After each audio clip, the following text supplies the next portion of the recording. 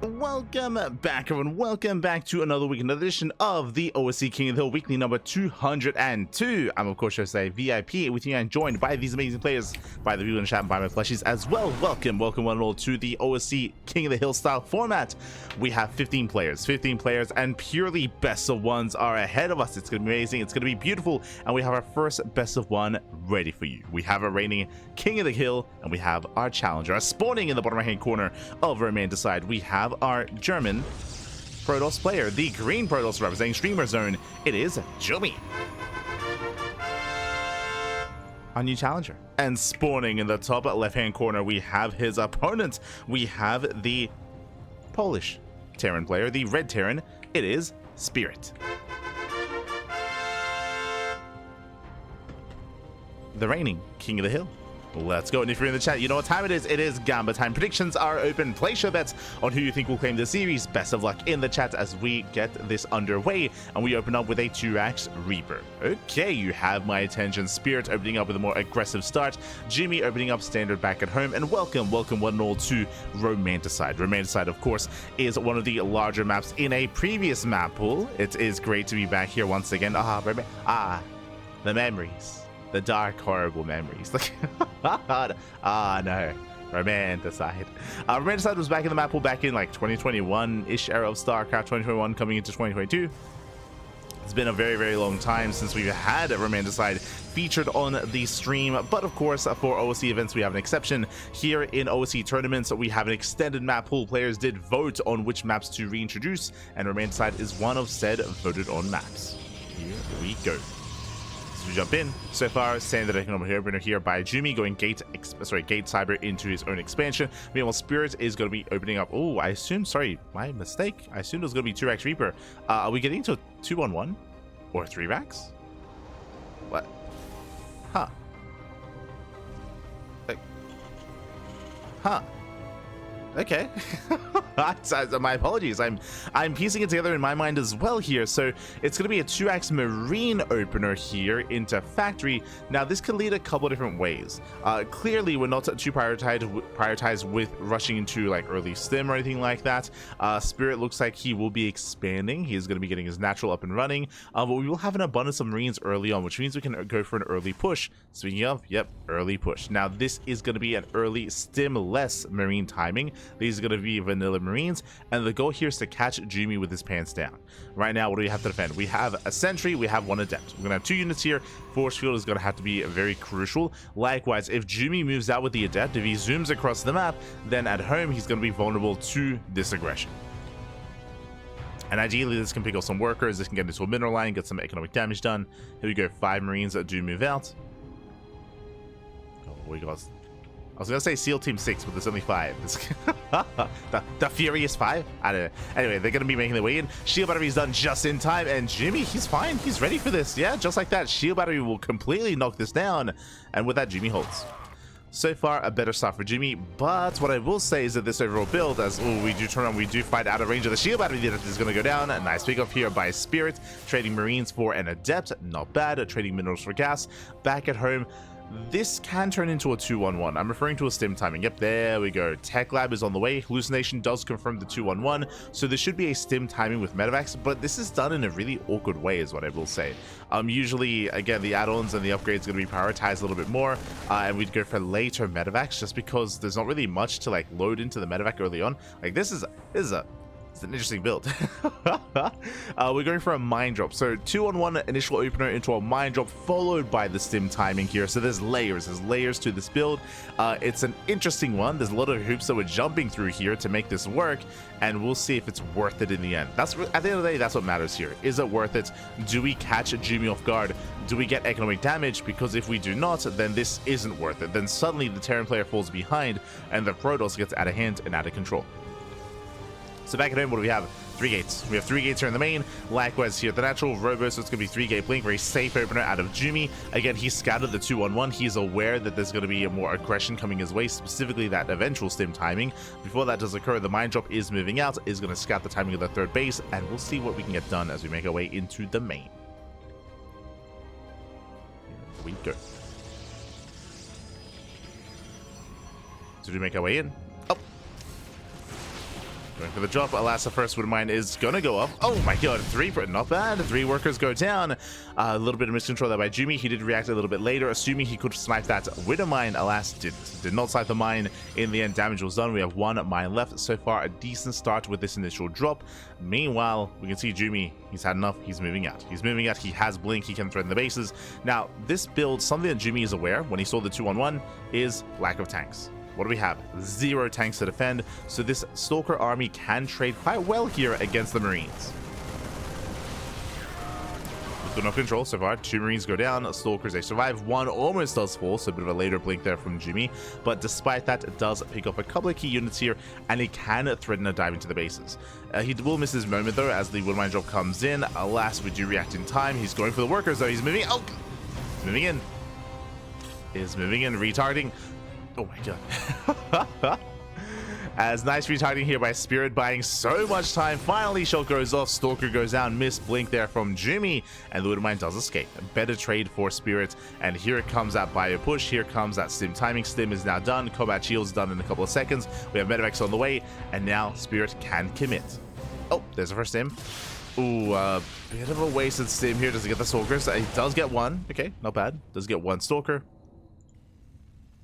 And he is soon to push out. To back at home, Jumy, he needs to get ready here. The Colossus is going to be done in time. Auto charge into the main. 3 more Hercules, 4 more probes. Very nice damage. 4 workers do go down. Stalkers going back in. Alas, here comes that main army. And back at home, Jumy, does he have enough to hold on? Jumy doesn't get the medevac. Gotta be forced back. Drop is deflected. Still is alive. Does have that 1 Colossus, but again, the 4th base is looking exposed. Spirit coming in from multiple angles. There's the warp in. Yeah, there's the warp in time. Marines do distract Jumy. The main army is amassing in the center. Mine drop back in. Jumy so far is keeping up. He's doing well. He deflects the Marines. He deflects the drop. Now he's focusing on the main push. So far, so good. Still a tense moment. Spirit, he doesn't go for it. Now, Spirit, he just saw the Colossus. He just scouted the Colossus. Spirit is aware. And Spirit, he doesn't go yet. He's respecting it. He's waiting for reinforcements. We do need more Marauders. And once he has them, he can move up this ramp. But now he's moving into 2 Colossus and 2 shield batteries. It's not going to be easy to break.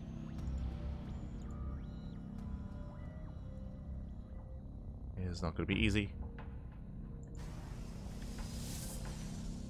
As Spirit, still looking for a way in. 3rd Colossus in production. Behind this Spirit, he's not all in. He's going for his 3rd TC. But so far, he hasn't achieved too much with this bio army. And so far, Jumy, he's looking good. Makes it out of this. We have Viking production underway. It looks like Spirit, he has no intention of committing. At this point, Spirit, he's only looking to gain map control. He has no intention of pushing into the natural or the 3rd. Right now, he's all about just expanding, building back up, and getting into a stronger mid-game. So Spirit backs up. Spirit backs up. He's expanding, he's macroing.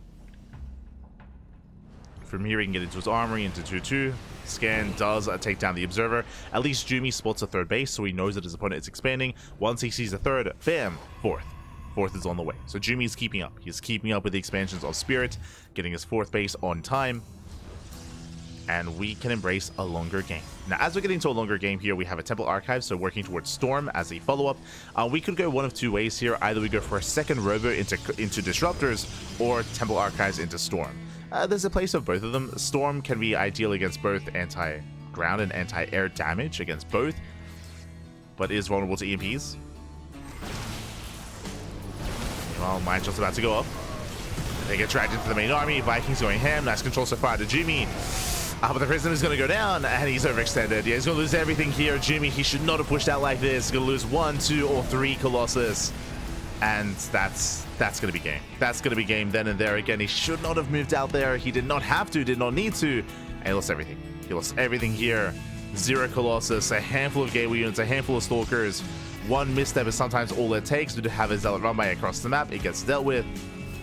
And Spirit has a massive lead. And Spirit is going to snowball out of control.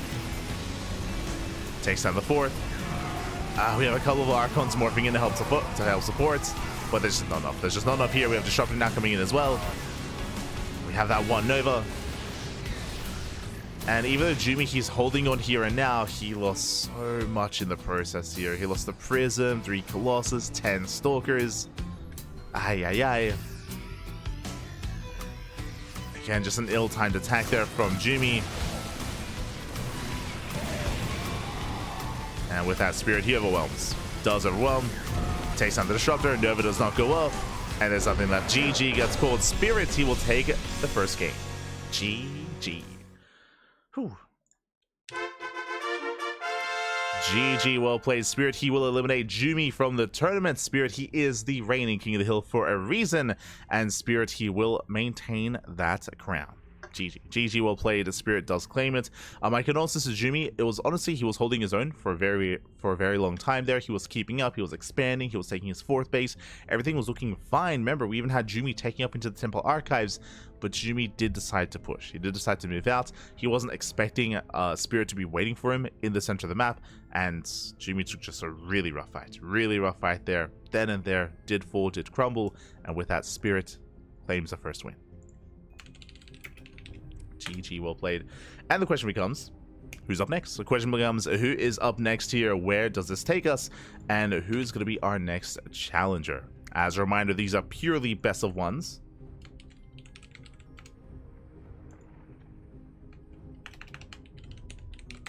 Purely best of ones. Anything can and will happen. And it looks like we have our next challenger here. Okay, it's going to be another Protoss player. But this time, it's going to be a player closer to home here. Oh boy. We had Spirit versus Jumy, but now we have Spirit versus Krystianer. Let's go. As Krystianer, he does rise up to the challenge. And we'll see if he can overcome Spirit. Again, Piotr, I mean, he's one of the best Terrans in all of Poland, or in the entirety of Europe, actually. But Krystianer, he has defeated Spirit before. I'm referring to the House Galactic Battle. I'm referring to the offline events we have been covering in Poland. And Krystianer, he has defeated Spirit in these longer series, but it's a best of one. So it's one of those things where I do believe the Krystianer can bring Spirit down, but there's only one game. There's only one shot, one chance, one opportunity. It's not so easy. It's not so easy here. It goes both ways, I suppose. It's what makes this more exciting and more fun, is that upsets can and do happen, and crazy results can transpire because it's only one game. Meanwhile, yo, catching up in the chat, shout out to Necromancer, Necromanzana,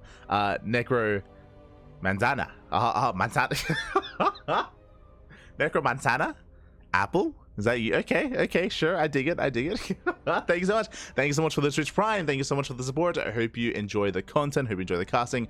Hope you enjoy the StarCraft. Thank you. Thank you so much for the support. Beautiful, beautiful. La manzana. See. Necro apple. I understand, papi. I understand. Beautiful. Hey. As we do have our next challenger. Vitas are underway, and they're getting into their first map. Those are curious. Manzana is apple in Spanish. Oh my god. Speaking of, thank you so much, Neko Manzana, once again for not just subscribing with Twitch Prime, but subscribing and gifting 5 subs to the community as well. Thank you so much. We do appreciate the support. Thank you. We do, as a gifted sub is given to Q Zipper, to Thriving GG, Stampede, Percival, and Kung as well. Thank you so much, papi. Gracias. Do appreciate the support. Gracias. Siempre. Thank you so much. As we are getting into our next game. Vidas are done, map has been chosen, and we are going to be loading into ley lines. Let's go. Grande manzana. Grande. Juicy. Beautiful.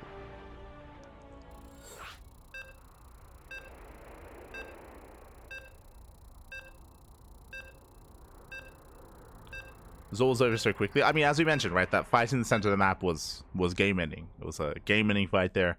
Everything did fall or crumble around Jumy. And now we're getting into our next game. And spawning in the top right-hand corner of ley lines, we have our red Protoss player. Red Protoss from land of Poland, representing Offside Esports. It is Krystianer.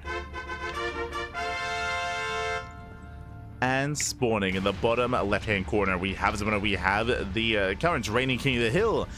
We have the Polish Terran player, the Orange Terran. It is Spirit.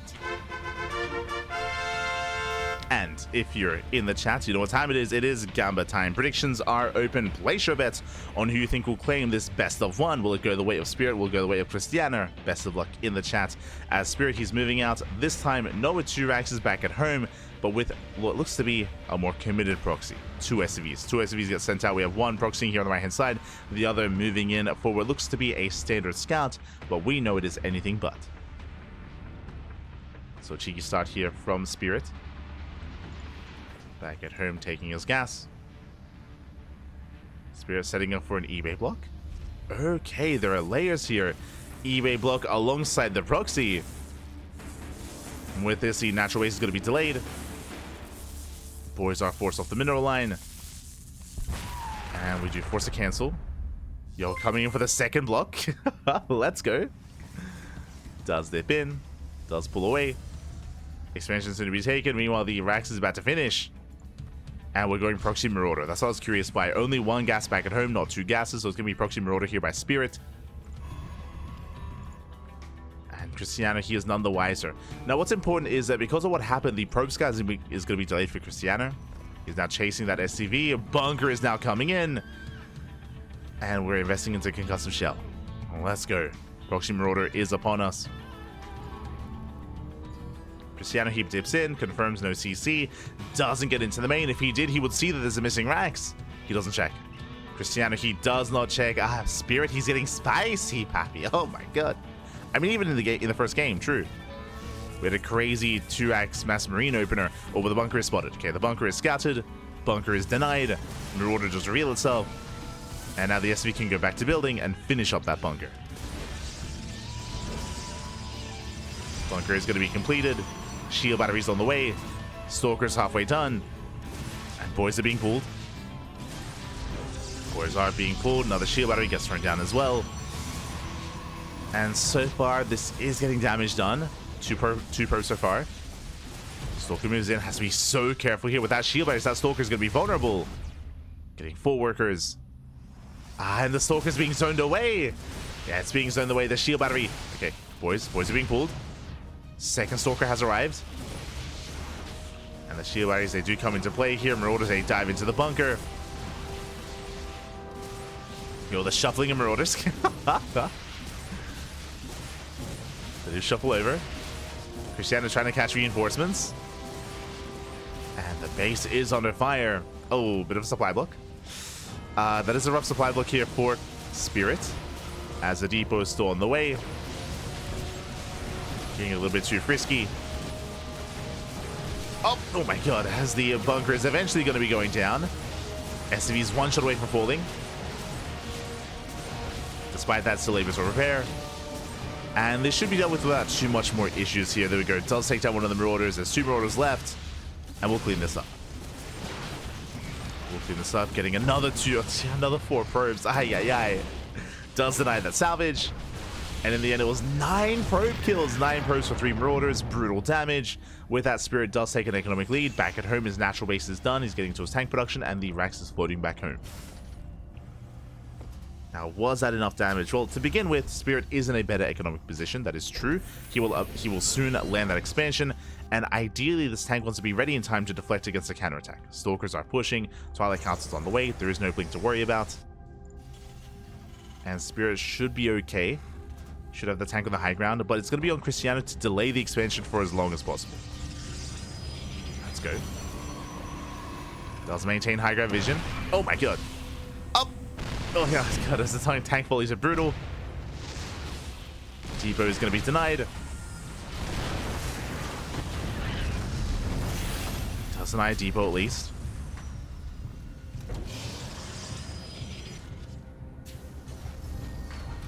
And Spirit, he will now expand. And we'll see if Krystianer can catch out a tank, if he can pick up any units here. Spirit being very careful. Ready to go. And he expands.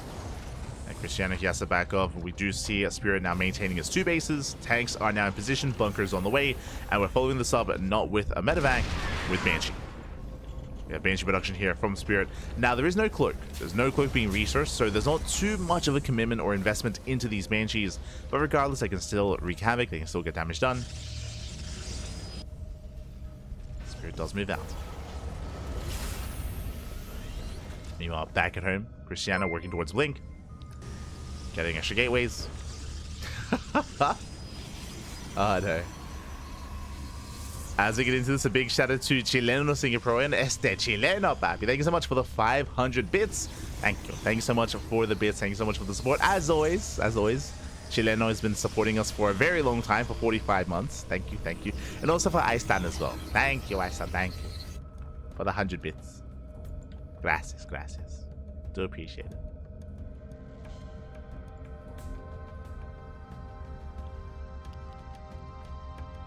As a Krystianer, he does push. Blink is done. Gee, we have 2 bunkers already. Spirit is set.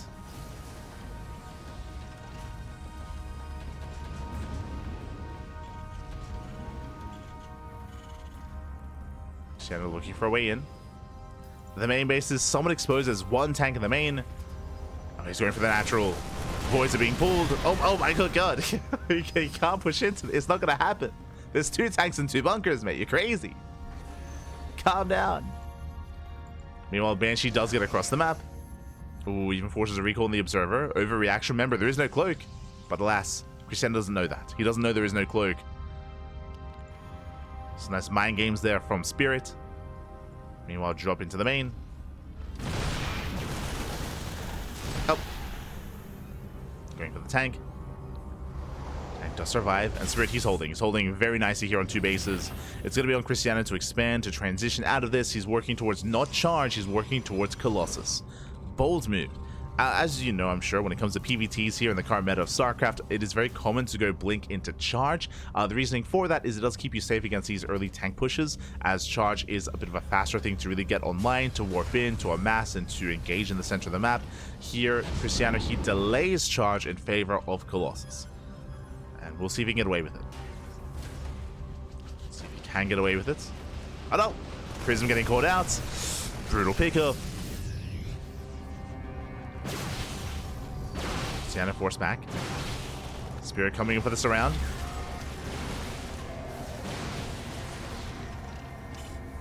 Krystianer, he's being zoned away. Spirit trying to hunt him down. Coming in for the flank. And Krystianer, he's going to be boxed in. There's just him. Oh. And where do we go? Where do we go from here? Oh, does find a way out. Whew, just barely. Krystianer, he threads the needle. Gets the hell out of there. Doesn't get surrounded. Despite that, has lost 6 Stalkers so far. But doesn't lose everything, thankfully. That's what matters here. Does maintain some Stalkers. Does maintain. Behind this, getting a 4th base, building up his Colossus. First Colossus has arrived. Thankfully, Spirit was more concerned about expanding than pushing out. Observer gets caught. As Spirit moves out, Krystianer moves in. Does catch 5 SCVs, not bad. Oh. Trading with the Marauders. Gets one. Gets one Marauder, recalls back home. Here comes the main push, and Krystianer, he is somewhat ready for this. So the Colossus, charge now done. No +1, no Forge. It's the Viking.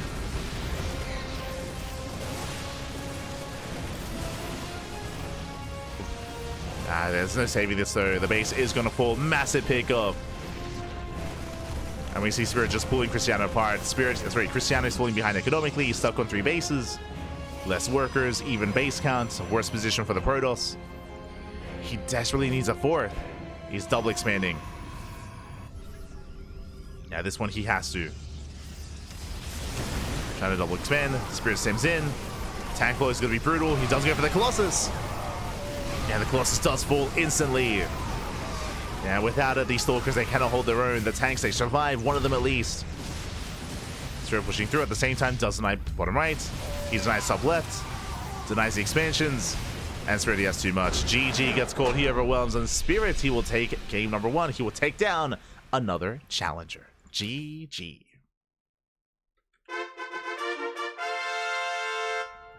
GG, well played, Spirit. He will claim the game. He will take down Krystianer. Again, an intense game is what I will say. Spirit opening up with the initial Marauder, or the proxy Marauder even. And of course, the follow-up, he had a very, very solid foundation back at home with his tanks, with his bunkers. Krystianer did overstep, did likewise overcommit into trying to break that defensive setup, but Spirit, who was more than ready for it. And from there, Spirit, he broke out, snowballed out of control. GG. GG, well played. Spirit does claim the game. And we'll see who's up next. Who is up next? And honestly, I mean, Spirit, he's taking down some big names like Jumy, Krystianer. I would say these are players that can threaten Spirit, but they're going down. They're going down early here in the tournament. And Spirit is gaining quite a bit of momentum. Quite a bit of momentum here. Ooh, as we head on over here. So we head on over to the Americas region. I did notice this player earlier in our Twitch chat, and they are going to be stepping up to the challenge here. It's going to be another PvT, but this time up against a Korean, not against a European. It is going to be Spirit versus Rebellion up next. Let's go. Rebellion, he's always got some quirky builds. He was, of course, watching in the chat. He was looking at what Spirit had to offer, and honestly, this feels like a kind of a rough one. Spirit has not played Standard. He's not been playing Standard. He's been hyper aggressive. He's been very committed. I mean, game 1 we saw 2-Rax Marine, if you remember, into that early stimulus push. Game 2 we saw the early proxy out of Spirit as well. He's been quite aggressive so far, and not the easiest player to play against here. Not in a best of 1 format. Bear that in mind. 1 chance is all you have. Don't really have much time or much room to really kind of get a handle or get a semblance of what your opponent is up to, get a feel for how they're playing. That's not here. I don't quite get that. And now we're getting into our next game.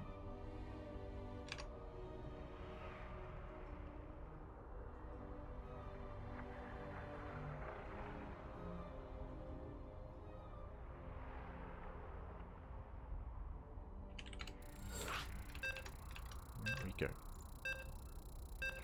Getting into our next game.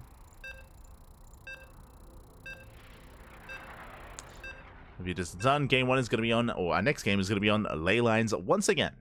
Same map, different opponent though, different challenger. Let's go.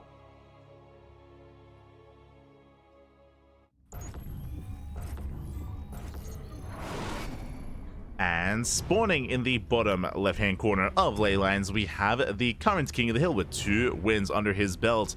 Can he be stopped? Can anyone stop his reign of terror, Pappy? Oh no, it is Spirit. And spawning in the top right-hand corner, we have his opponent. We have the blue Protoss player, representing Clan A2P. It is, from South Korea, Rebellion. And if you're in the chat, you know what time it is. It's Gamba time. Predictions are open. Place your bets who you think will claim this series. Spirit is still the heavy favorite, but Rebellion, he's here to rise to the challenge. He has been watching, did see both Jumy and Krystianer fall, and we'll see if he can succeed where they otherwise did fail. Oh boy. Rebellion is moving out. This time, Rax is back at home. Okay, no proxy. Not this time.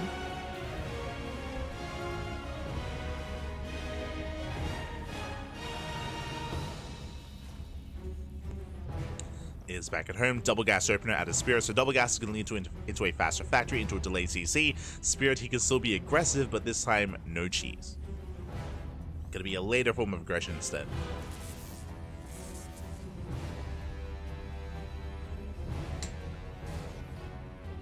It's going to be much later. Rebellion does confirm, does get eyes on the gases. He's aware.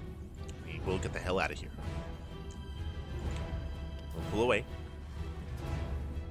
Dipping back in. So from here, his goal here, he will check for an add-on. We could have seen an earlier reactor here into reactor Reaper Hellion. We can go into an early tech lab here for Cyclone production. We can go for early tanks. We can go for a committed Banshee. We can go for a Widowmine drop. We'll see where Spirit does take us. The probe does pull away for the time being. Ideally wants to hide from this Reaper.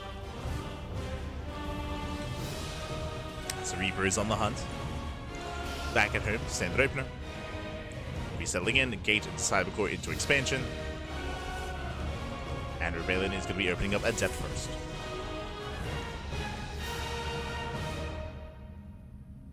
Forward. I guess I'll try to get on that after this game.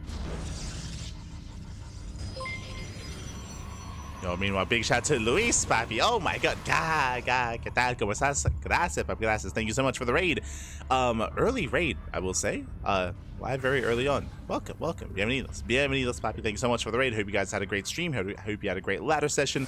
And welcome one and all to the OSC King of the Hill, number 202. This is a King of the Hill style format. What does that mean? That means pure best of ones. Best of ones.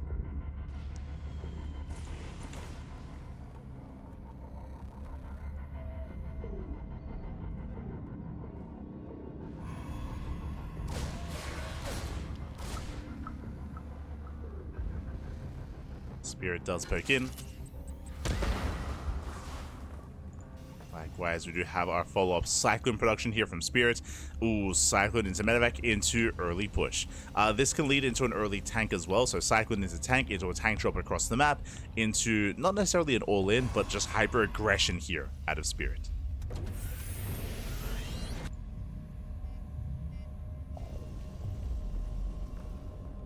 It's being hyper-aggressive. Expansion is being taken. Oh, actually going for not a tank, but a second Cyclone. Okay. Gonna be less committed, but aggressive nonetheless. Back at home, we do have Rebellion setting up. He has a safety stasis trap. Did go for a... Oh, I apologize, didn't point this out. Stargate open out. Rebellion, Stargate into a... He's crazy! Stargates into Fleet Beacon. Into what? Into, I imagine, a Tempest Rush or Carrier Rush here from Rebellion. He's wild. He's lost his mind. Let's go. Now, because of the initial build of Spirit, I'm concerned that Rebellion might just fall here and now. He does have a couple of gateway units. He has a second shield battery on the way at the natural. But Spirit, he's making his way in. Is pushing in towards that main. We'll go for the pylon. Pylon is going to be targeted down. The pylon will fall.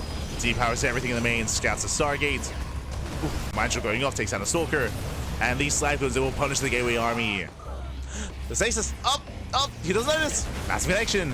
Very nice connection with that Rebellion. He's holding on. He can fight back.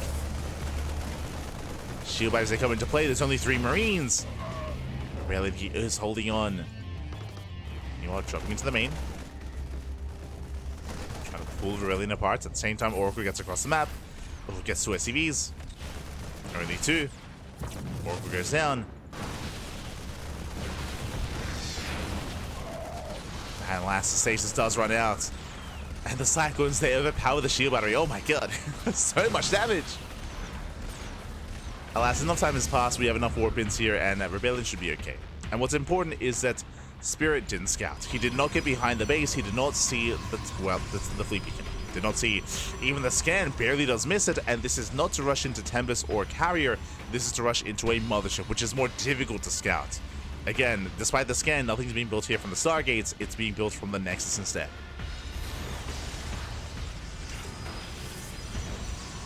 From here, we're going for a massive gateway transition. Line shots, they're not quite baited out. Spirit, he's holding. Sorry, Rebellion is holding. Now, from here, the goal is a 2-base all-in. The goal should be to recall, I would imagine. Is to build up an army, to warp in, and then to sneak the Mothership across the map, recall into the main, and try to end the game in one fell swoop. That's what I imagine is the plan here. There we go. Mothership has arrived. We have Tempest behind this. Mothership is on the way. You can see here Spirit getting ready back at home. He has his bunker at the natural. Tank does siege in the main. Did see the gateways.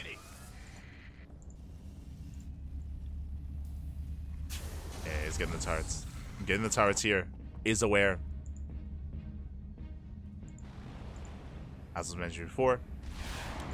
Take his eyes on the setup. We have a turret in the natural as well. Now we can still go for the recall. What do we have? We have a plethora of Stalkers to work with. These are vanilla Stalkers. Army's ready in the main. And the tanks are sieged. He's ready for this. Oh god, it's not gonna be pretty. Yeah, massive tank shots going off. very important scout here from Spirit. I mean, he saw everything. Yeah, this time I can't do much here. He can't push into the tanks.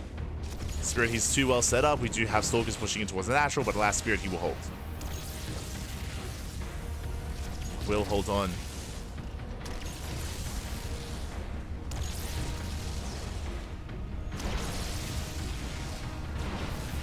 From here, Rebellion is expanding, so thankfully he's trying to work his way out of this.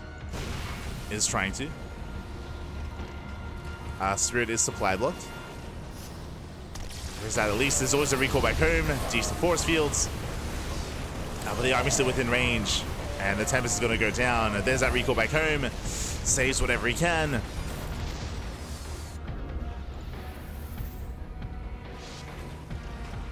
And in the aftermath, at least there is no third CC for Spirit, so he's not immediately expanding from here. Rebellion is going to be trying to maintain somewhat of a semblance of an economy. But I'm worried about the move out. That's a lot of tanks. We got 3 tanks, we have our Vikings, 4 tankers on the way. There's that CC on location.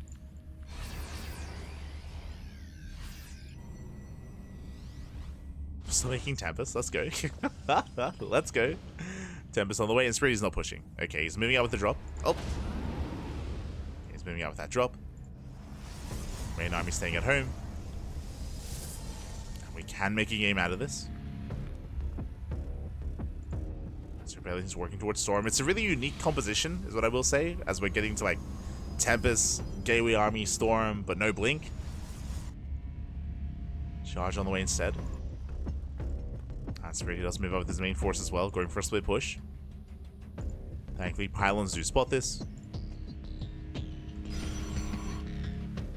Nothing in the center, no observer. Hallucination will get eyes on the tanks though. Nice scout there by Rebellion, he knows. He is aware.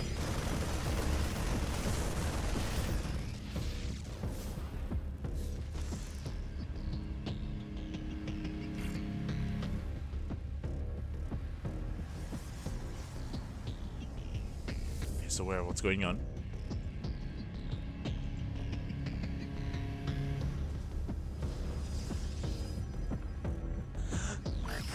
Thank God. I was worried he was going to retarget. I was worried he was going to retarget to the High Templar. Thankfully, he didn't. High Templar do survive. And from a Rebellion, he is pushing. Behind this, Bio Army is zoned away. Rebellion is going to commit. Back at home, pushing into this line of tanks and bunkers. It's not going to be easy. There's turrets as well. Sensor tower. Spirit, he is heavily fortified. He wants to fight here. And Rebellion, he's giving him that fight. Is moving in. Massive tank shots going up. Likewise, double jump into the main. There is a recall. Yeah, there it is. Does recall back home.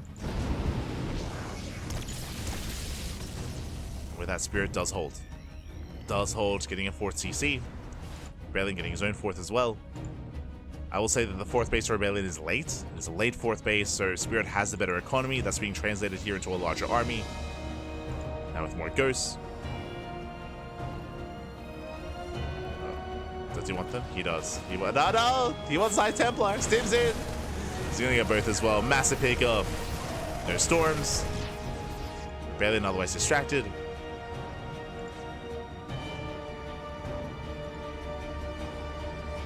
Trying to be cheeky.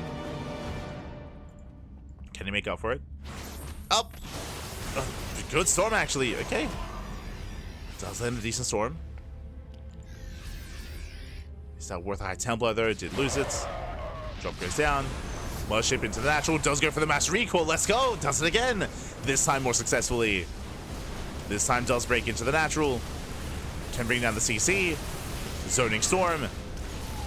Tanks are moving in, but this time not in position. Massive storm on the SCs. Oh my god, 12 SCs, 15, 18 going down. Now the base recall's on cooldown, if I'm not mistaken, which is a little bit concerning. As Rebellion, he's kind of trapped here. Nice storms. But remember, Rebellion, he had just recalled into the main. So he's trapped. Uh-oh. 4th base goes down. Brutal pickup. Rebellion, he can't get out of this. He has to move in, brutally impedes. If he had the base recall, this would be perfect, but he just didn't have it. He didn't have it available, and now he has to commit. He's gonna lose everything. Yeah, everything's gonna go down. Spirit, he stims in and brings down the army, the mothership, Tempest to survive, but only the Tempest. And even then, oh, barely gets out. It's so unfortunate that the recall was on cooldown. Otherwise, that was actually pretty good. Remember, he had denied the expansion, he had gotten the mineral line, he got a storm off the main army. Like, it was a good mothership recall, but it's one of those things where he got in, he did the damage, and he was like, oh, wait, what do I... I was like, what do I do now? Like, what oh, no. I'm trapped, Pappy. I didn't think this far ahead.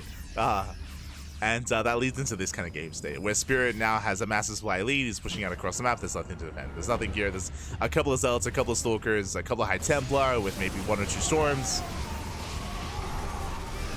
And Spirit, he can stim, and he can win. Storm will zone. The Tempest doing what he can. There's 2 more Storms available. The last Storms are not going to be enough here. A better Storm on the buyer, not bad. Splits are not there for Spirit. Despite that, Sims forward. Oh god, the EMP does land. Yeah, with that, this is going to be the final stand here of Rebellion. He's doing what he can, trading as best he can. But the army will crumble. Stalkers fall, Zealots, and there's nothing else here. There's no High Templar, there's no Colossus, no backbone to the army, no more Tempest or Mothership. This Rebellion has been broken. Warping in extra Zealots, trying to force something fire. Final Storm, okay. So reinforcements on the way. Yeah, with those reinforcements, Spirit, he should have enough. GG gets called, and Spirit, he will take down Rebellion. GG. GG, well played. Rebellion with a very quirky build. Honestly, I do appreciate it. I do appreciate rushing to the mothership. That's not the first time we've seen that from Rebellion. He has done that. I want to say, ooh, was it against Percival? I think so. We casted Rebellion versus Percival, I want to say 1 or 2 weeks ago.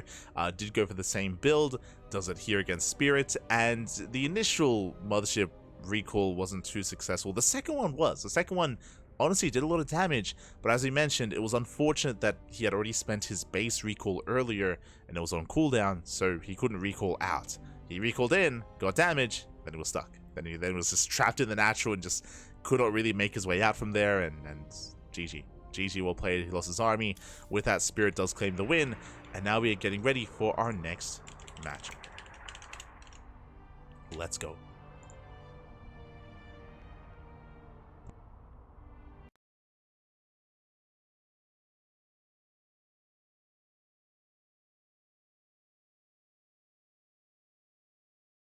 Test 1 2 3. Let us go. Okay. Up next, who do we have? Who is up next? I think I see a player. Yeah, I see a player in game.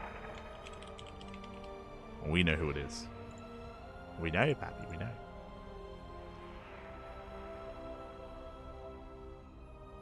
It is going to be Spirit in a TVT up against Percival.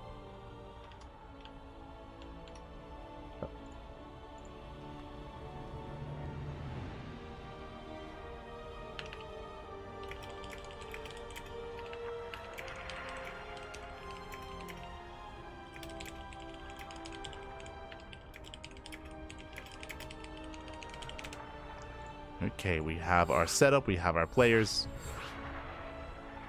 and we are loading in.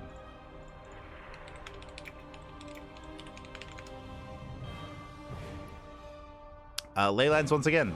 Makes sense. Does make sense. Here we go. What's the cooldown on recall? Is it 120 seconds? 120?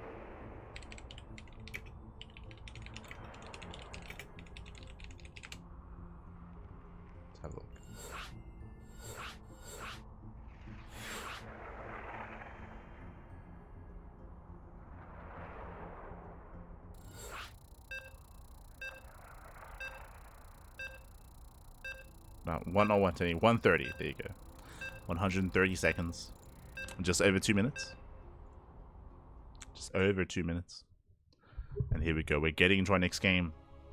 We have our players. We have our setup. And clearly, Protoss is not working against Spirits. But what about Terran?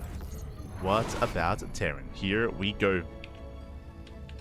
And spawning in the top right-hand corner of ley lines, we have the South Korean Terran player. The South Korean Terran, it is Percival. And spawning in the bottom left-hand corner, we have his opponent. We have the Polish Terran player. The red Terran, it is Spirit. The current reigning champion. Oh, the current king of the hill, I should say. Here we go, and if you're in the chat, you know what time it is. It is Gamba time. Predictions are open. Place your bets on who you think will claim the series. Best of luck in the chat, as you can get your Gamba going. But now that we are going to be settling in, and we'll see what Percival has to offer. Now, Percival, in general, he's more of an aggressive player. He's a little bit more aggressive. When I say aggressive, I don't mean cheesy, but in general, off of 2 bases, off of 3 bases, I do expect him to be more in the face of his opponent. So we'll see if he can break Spirit. Meanwhile, Spirit, he has been, again, very assertive himself, at least in the TVP matchup. We'll see if that continues here in TVT as well. Here we go.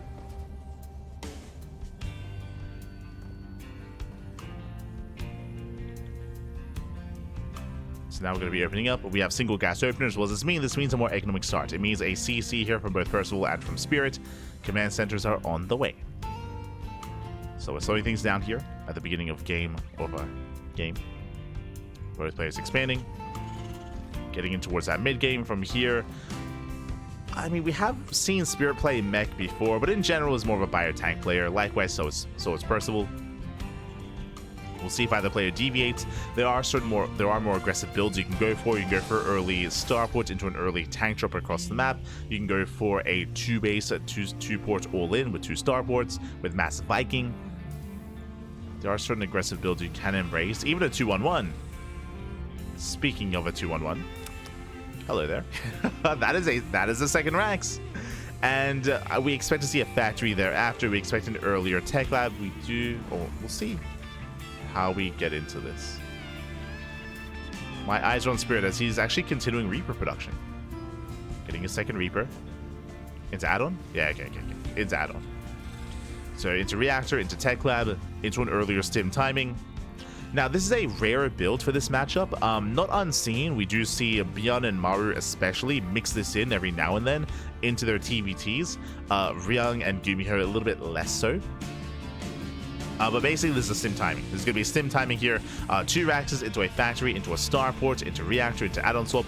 Ooh, it's going to be 3 CT. What is this? A TVZ? Okay. It's going to be 3 CC 2-on-1. Very greedy here by Spirit, is what I will say. Very greedy. Jesus. Now, the downside of this build is, as you can see, tank production. The bread and butter and the mid-game of TVT is very tank-oriented and very positional-based as well. So going for a 3cc 2-on-1 is very risky, especially considering that this factory should just be used for an add-on for a reactor into medevacs, into a drop play, not into tanks. So this just feels really greedy. Very greedy play here by Spirit. We'll see if he can get away with it. Meanwhile, Percival back at home, doing what he does best, going to Raven, then into tank production himself, into bio play. More standard setup here out of Percival. Moving in with Hellion Reaper. Now, the downside of this build... ooh, that's actually okay. Never mind, that's a 3rd Rax. The downside, as you can imagine, is that if this stim timing doesn't do any damage, then the aggressing player, the Spirit, or the red player in this case, is going to fall behind. They're quite heavily reliant on getting value here with that first timing, just because your tanks are so delayed. As you can see here, the factory is only making the reactor, only for the add-on swap into medevacs, like still 0 tanks for Spirit, and tanks are building up for Percival. So we'll see what Spirit can get done.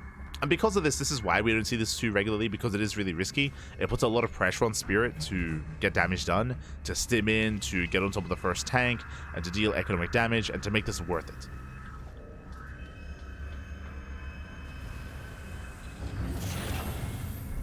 As now we will soon begin our tanks with that tech lab.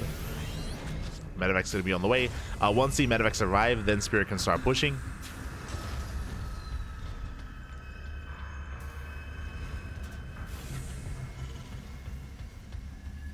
Is settling in.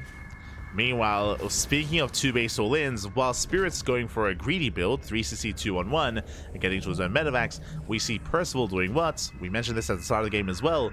2-port, 2 base all-in. That is a second starport hidden here at the natural.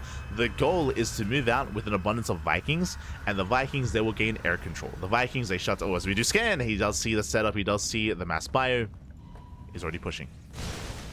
Already moving out. Does see the abundance of Marines and Marauders. Oh, I don't think this 2 base all-in can work, actually. So, okay, we have Liberators on the way. Now, the reason why I don't think it can work here is that because you have a second starport, your bio army is lacking, and your tanks are going to be exposed specifically to these Marauders. So I like Spirit's position more. And yep, 3rd CC instantly. So Percival, he's forced to deviate. You can see this starport isn't even doing anything. He was going to go for the all-in, but he realized it's not going to work. It's not going to work out here. Aliens, they get shut down. Spirit is in a better position. Now he's getting into a tech lab. And we'll see how this all can come together. And what this means as well is that Spirit, this 3rd CC, he gets away with it. He gets away with a 3rd CC, gets away with a boosted economy. And Spirit, he's going to skyrocket ahead in the mid-game. In a way, he's already kind of surpassing Percival here, without the players really engaging too much.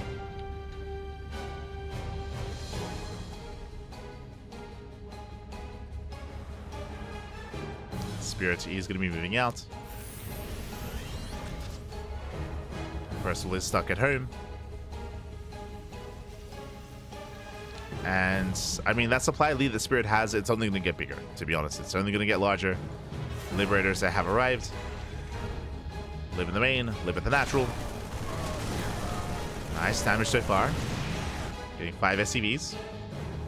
Now, I don't see Spirit breaking the natural base yet. Not pushing into 4 tanks. But he doesn't need to. He doesn't need to break Percival. He doesn't have to push in. All he has to do is contain. Just contain and deny the 3rd.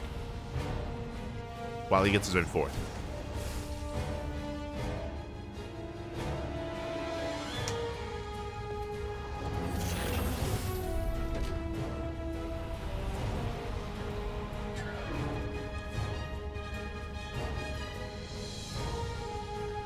So Percival, he has to just be hyper defensive.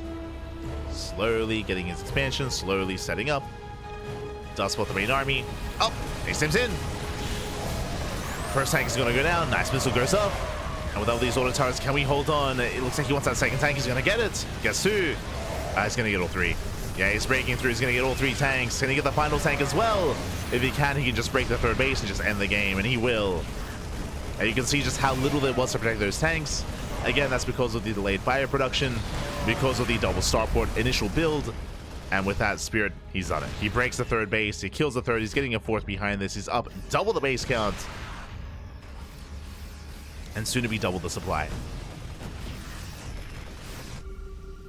It was almost like Spirit blindly hard-countered Percival, because Spirit, again, he didn't know that Percival was going to go for a 2-port 2 base all-in, but it just, the builds worked out beautifully for Spirit. Missile goes up. Boys are being pulled. He just targets down the tanks. Gets all 3. And we can see now we have bio production for Percival, but it's too little too late. GG gets called, and Spirit, he will take down another challenger. GG. GG, well played. Spirit, he does claim the win. Does take down Percival. Whew. And again, a very unusual setup there. I'll be honest. Like, when do you see specifically a 3cc? It was 3cc 2-on-1 as well. 3cc 2-on-1 out of Spirit, and then we had the 2.2 base all in out of Percival. Both players kind of blindly going into their own builds, and alas, both players, they rolled the dice. Spirit did gamble better there in the end, and once Percival realized what was happening, he knew that he could not pull off the all in. He had to try to transition, and he just fell behind. He just fell behind then and there without any major interactions, and with that, Spirit claims another win here. And the question becomes, who's up next? Oh, oh my god, we have our next challenger. We have our next challenger. It is going to be a TVZ between Spirit and Solar. Okay. Spirit, he's been flexing against Protoss, he's been flexing against Terran, but what about against Zerg? What about against Solar? Let's go.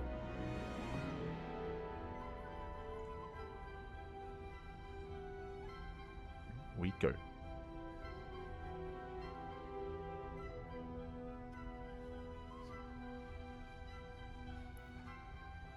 As we are setting up.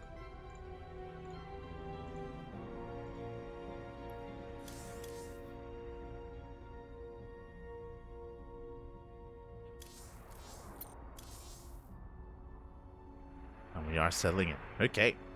So this is going to be that TVZ. Again, we're already getting towards that halfway mark here. So just trying to set up the brackets. But in total, they're going to be 15 best of ones. 15 best of ones back to back to back to back. All facing off against each other. And this is the 5th match of 15. So we are getting there.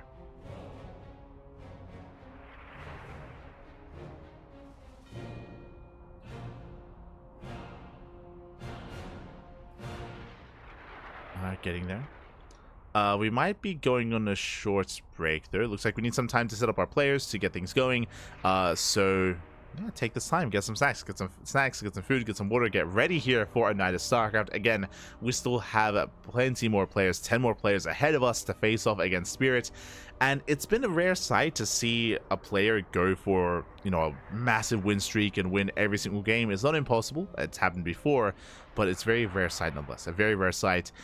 Spirit, can he go all the way? I feel like taking down Solar is going to be a big milestone here for Spirit, because Solar, he's another one of the, you know, top players in the world. So we'll see how this turns out.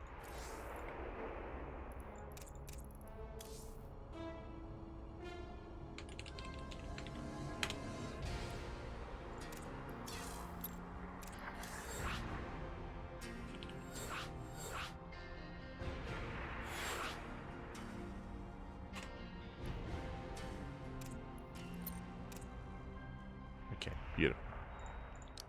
Are setting up.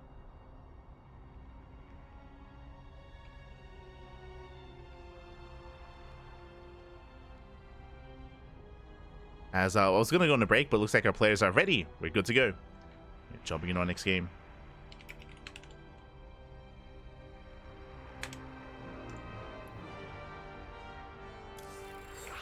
It's going to be on Neon Violet Square.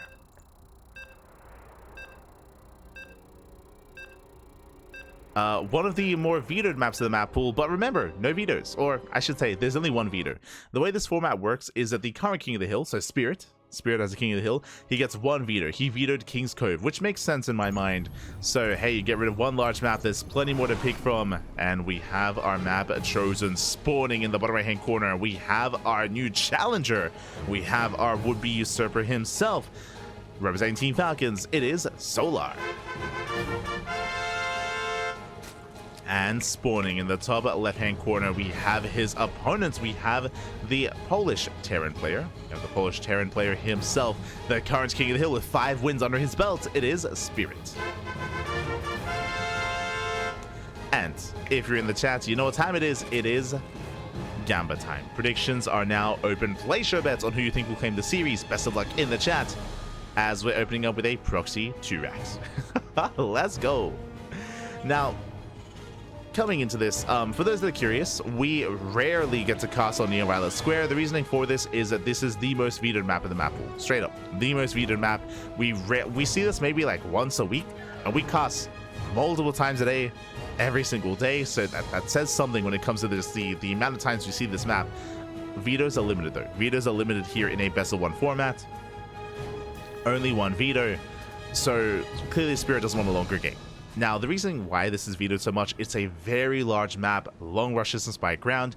Terran players, they thrive on smaller maps against Zerg because they can be hyper aggressive and really punishing and just be in the face of the Zerg player. The Zerg player wants as much room between them and the Terran as possible, especially to get into a 4 and 5 base economy.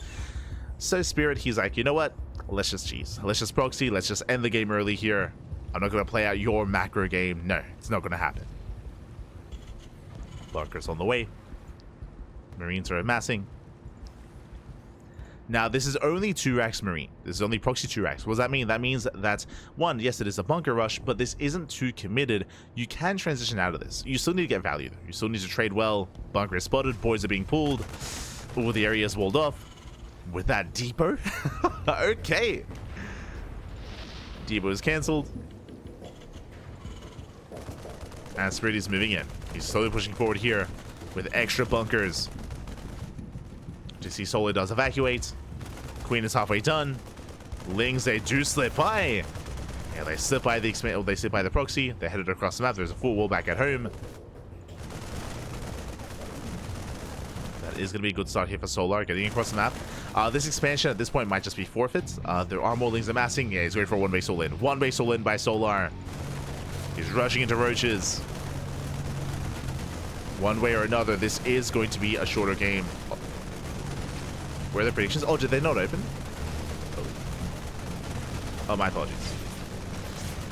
Okay, late predictions. My apologies. They didn't open in time.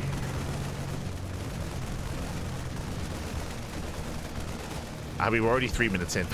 I mean, best of luck. Do you believe that Spirit can end this game? Because again, roaches are going to be massing up here for Solar. He will soon counterattack. He'll break out. Spirit, he's actually going to be transitioning here by committing, going for Marauder production. Marauders are going to be ideal. There we go. Marauders are on the way. Do they come out in time, though? What happens first? Does Solar break the bunkers, or do the Marauders come in to reinforce? That's what it's going to come down to. Ravagers on the way.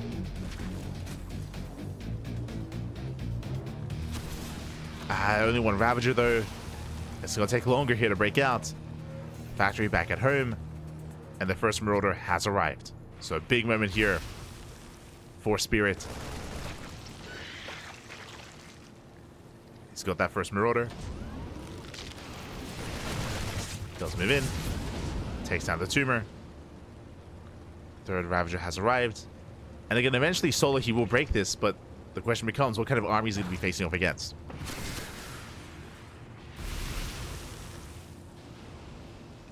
So we're building up more Marauders. They're still piling up. He's got 2 so far, soon to be 3.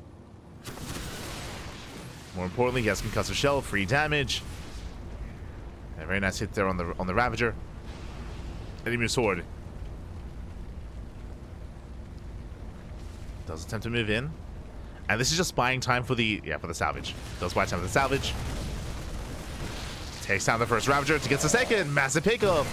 Oh, that might just be too much. That might just be too much here. Rough losses for Solar. The final Ravager is going to go down. Despite the transfuse, does keep it alive. Ooh, just barely. Barely is kept alive. There's a regen. Spirit, he overextends. Solar still in this. He's barely in this here. That was a clutch transfuse. Back at home, Spirit double expanding. Natural and 3rd CC. Very greedy build here. Very greedy follow-up by Spirit. But remember, he's no longer all-in. We mentioned this. Proxy 2-racks is not an all-in. You can transition out of it, and he is successfully so. Successfully transitioning. Solar does get a natural. Does get the pocket base. And the salvage does complete.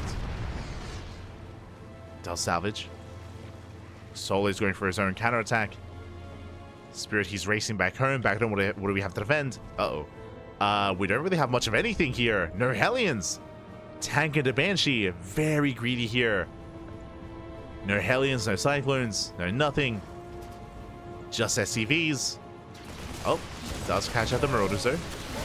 Does try to catch the Ravagers, I should say. Biles connect. Oh my god. Biles do connect. Banshee has arrived. Lings, they flood in. Tank does make it out. And Spirit will have to evacuate. Yeah, he does evacuate the natural. Does get out of there. Spirit, for now, he's going to be stuck on one base, but here we go. The Banshee has arrived. The Vials! Oh my god. Vials, they graze the Banshee. But there we go. Spirit, he holds. Spirit, he holds. Now he can resaturate that natural. We'll lose 3 SCVs. And the question becomes, who's in a better game state? Oh.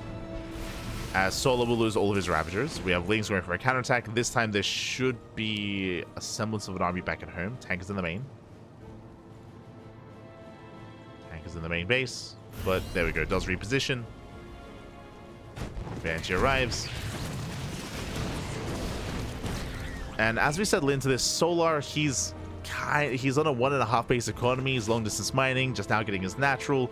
His economy is looking okay, but the problem here is that Spirit, he's on 3cc. He's on triple orbital, more importantly. He has triple mules. He's milling his heart out. He can land his 30s, making 3 SCVs at a time. Spirit is in a very good position here, and the game will continue.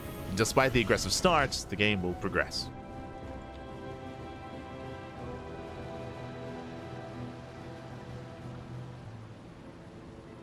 Soul's going to be coming in here into Banshee play. Jordan's going to be going down. Does get 3. Oh, does punish. Nicely done. Overseer comes in just in time. And Solar, we're going for the Infestation Pit. Are we going for Swarm Host? I mean, that would make sense given the map. There are a lot of opportunities here for Swarm Host play. We're either going into Swarm Host or Roach Ravager into Hive Tech into Lurker Tech. We'll see.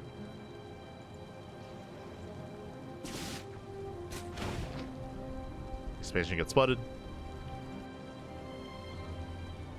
Waiting for those potential Swarm Hosts.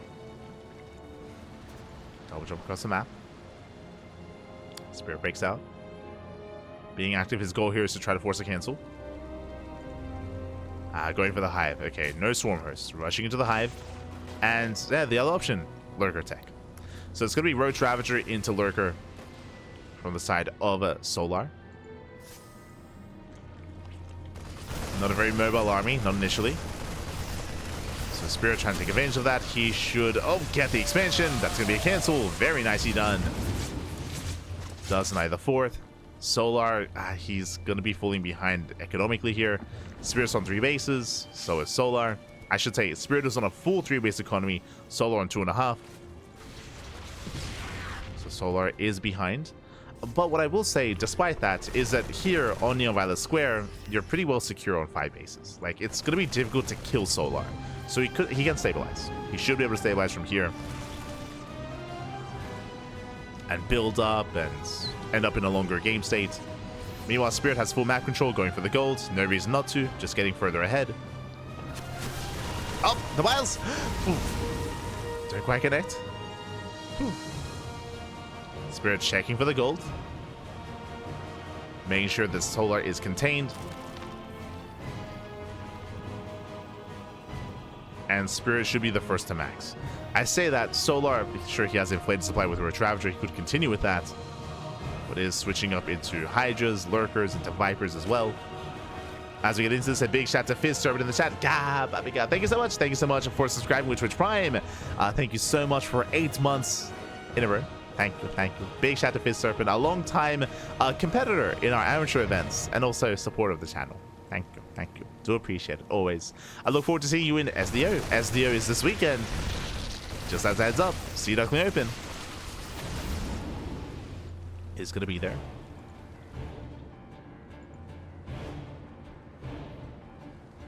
Likewise, Solar does try to break out. Lurkers are morphing in. As Lurkers are morphing in, Ghost Academy is already done, and we have a cloak on the way for those ghosts. Likewise, Freddy busts into the mineral line. More drones going down. Getting 5 drones. Nicely done, and he scouts everything. He sees the Hive Tech. He sees the Lurkers. He's aware. Doesn't see the Hive itself, but saw the Infestation Pit, Lurkers themselves. Vipers moving out. And I'll be honest, I mean, Spirit's still looking perfectly fine back at home. It does need more ghosts, is what I will say. But there's a reason why Spirit does have that supply lead. It's because of the greater economy. He's just been ahead economically ever since the failed proxy. Ever since he got away with his double expand and his third TC.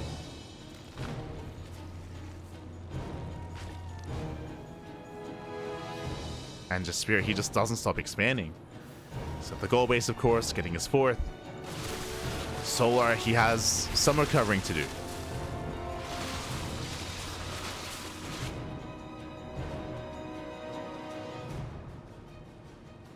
Here comes Spirit.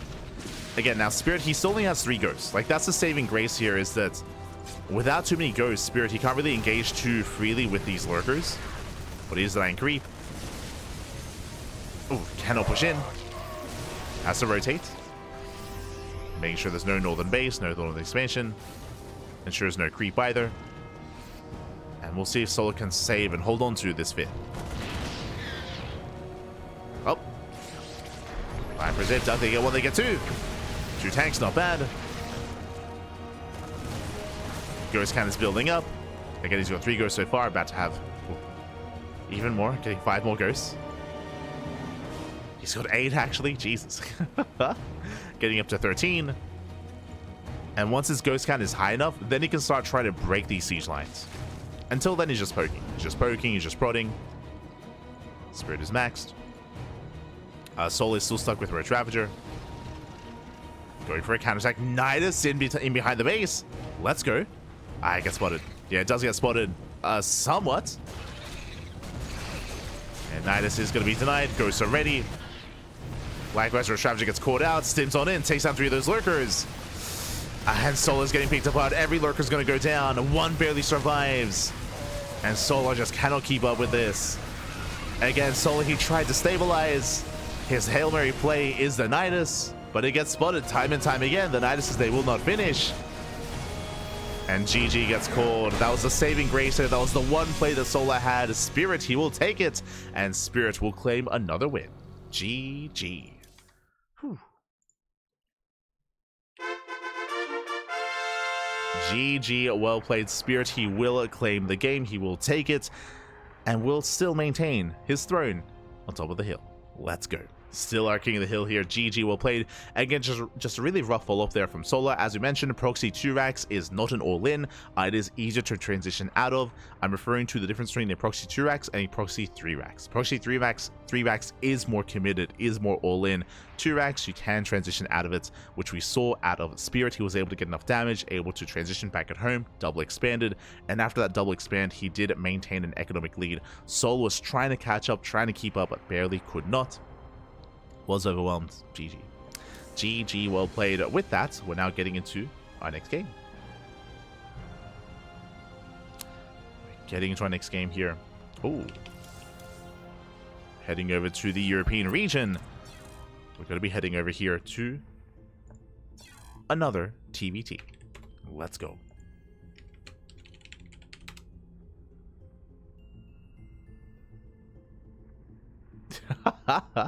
True, true.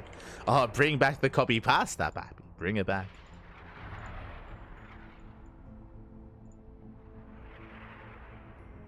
Win rate of 2x, 3x versus Zerg in tournaments has to be absolutely insane. I never see this strategy lose. Cap. Oh, hello, gooders. You're the best, lad. Oh, thank you. Always do appreciate it. Do appreciate the kind words. As we're heading over into our 6th best of 1. And, mate, Spirit, can he be stopped? Like, if Solar can't stop him, who can? Who can stop him? When I think of some of the other players that we can call upon, there are still some other big names, don't get me wrong. Also, I think I put in the wrong number last time, but Spirit is on a 5-game win streak tonight, I should say. He's got 5 wins so far under his belt. Can he get number 6? Oh boy.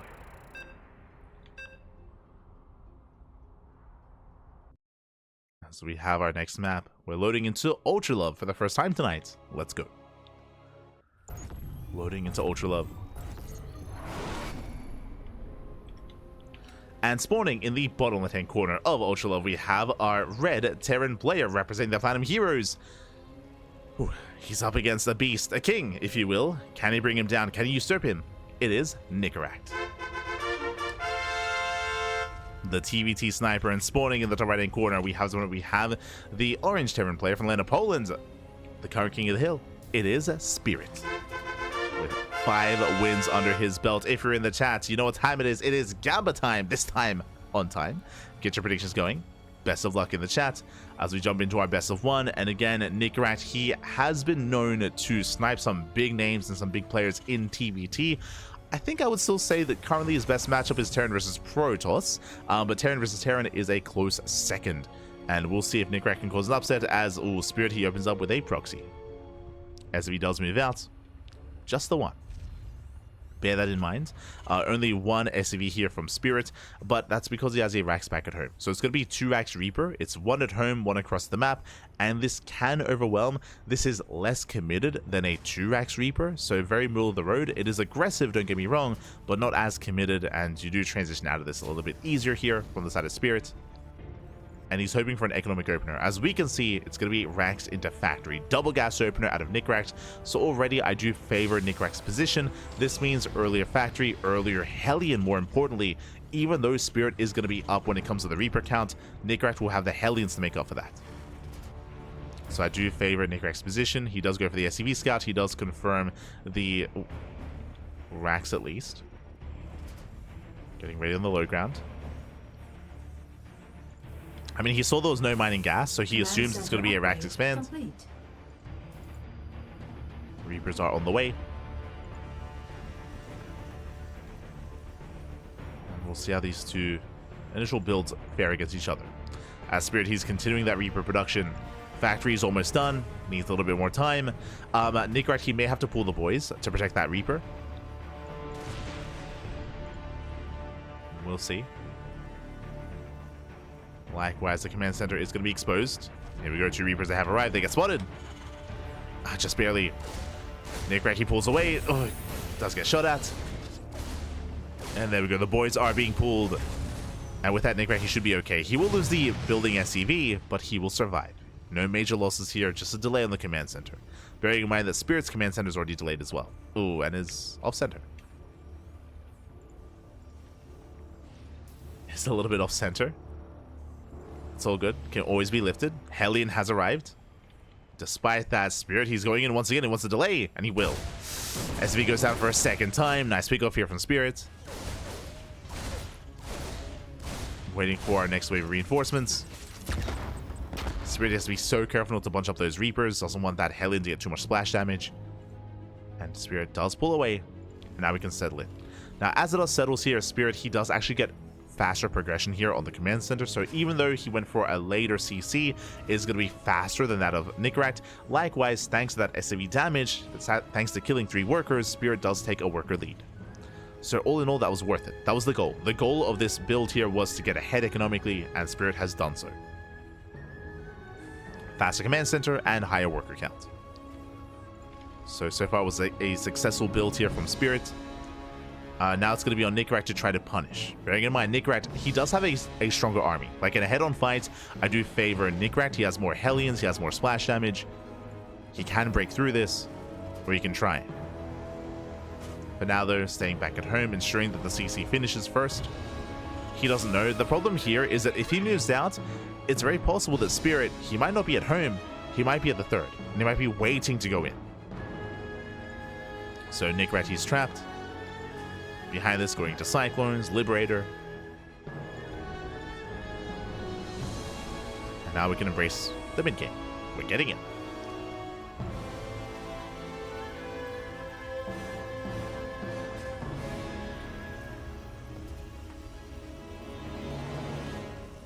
We are getting to our mid-game.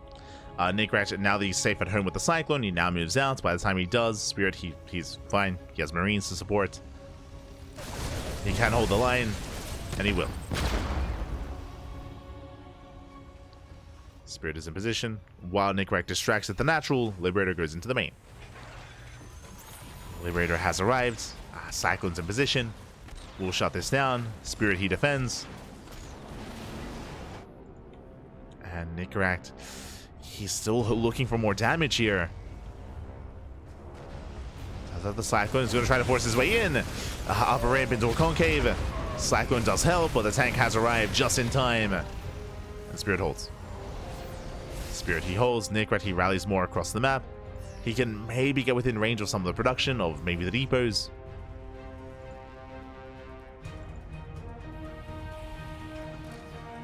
But again, Nicoract, he's pressured to find some kind of damage here.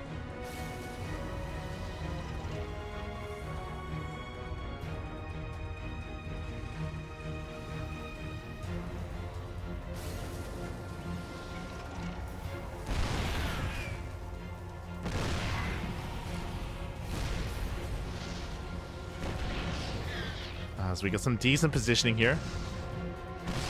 Decent. Yeah, disable is done. Disables the tanks. Spirit moves forward and is within range. He wants that tank. He's going to get it as well. Oof. Massive pickup. And Nicoract's in trouble here. He is in a bit of trouble. He's been hyper aggressive. It just hasn't been worth it. Spirit, he breaks out.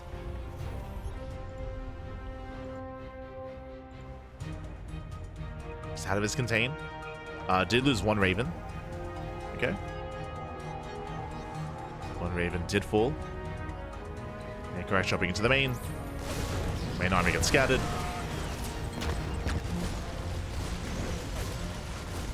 Going for the main base.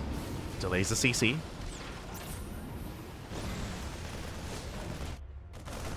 Oh no! Rallies into the main army.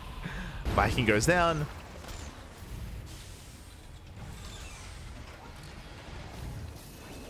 And we're waiting for that Stim timing. Stim is about to finish. Then Spirit can't commit. Back at home, Nicoract working on his own third CC.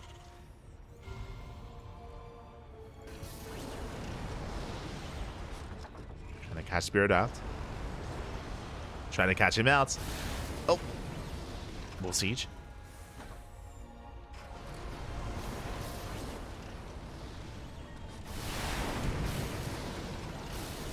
So far, keeping it with each other. And honestly, this is good. Like, for Nicoract, I should say. He's not killing anything, but he's forcing the siege out of Spirit. He's delaying the push. Even though Nicoract is down when it comes to the army supply, down in economy, he's delaying the move out. But actually moving forward here, in between the bases. Risky position for Nicoract. He could get surrounded. As here, he collapses in. Dustin forward, Vikings, they land in time. Tanks, they are protected. And can Nicoract take this? Despite the surround, disables are late. Here come the auto turrets. And Spirit will clean this up. He will clean this up. Takes down the tanks, takes down the Liberators. That was a messy fight. Again, the Ravens were late. That could have been a little bit cleaner. And where exactly are we? Okay. We gotta take stock. First things first, we have two tanks and two tanks for both players. Viking lead here for Nicoract, Raven lead for Spirits. I do have a lot of value in those Ravens. They have so much potential, so much utility. Spirit, he's on a third base. He's got a fully saturated third base. Nicoract just now finishing up his own. So the fights were very close, that is true, and the armies are comparable, but Spirit with a greater economy will skyrocket ahead. Coming into the mid game, he should be able to extend the supply lead that he already has. It should be looking even greater now that he's up a base. It takes a while for that to kick in. It takes a while for the supplies to really show, but this base is huge here for Spirit. Now he's pushing. Now he's moving out, and the goal, the win condition for Spirit, delay the third. Delay the third for as long as possible. He already has his own. Contain Nicoract. Vikings moving in. And the tanks are within range. Yeah, GG gets called. Nicoract, he cannot expand. And Spirit, he will take the game. GG. Whew. GG, well played. Spirit, he claims another win. Takes down Nicoract, and Spirit, he now gets embraces a 6-game win streak. GG. Okay, he's a third of the way through. He's more than a third of the way through. Spirit does take that 6th win. I see someone asking in the chat, is it 5-0 now? Not exactly. As someone is stating in the chat, shout to Run. Of course, we do have a King of the Hill style format. What does that mean? That means best of ones. Best of one, winner stays on, loser is eliminated, and you only make money for getting a win. So for every win you get, you earn more and more prize money, essentially. Yeah, more money depending on that win count. And so far, Spirit, he has 6 wins in a row. And so far, no one has been able to bring him down. And we have thrown some big names at Spirit. And Spirit, he has not faltered, has been looking solid, looking very strong, looking very powerful.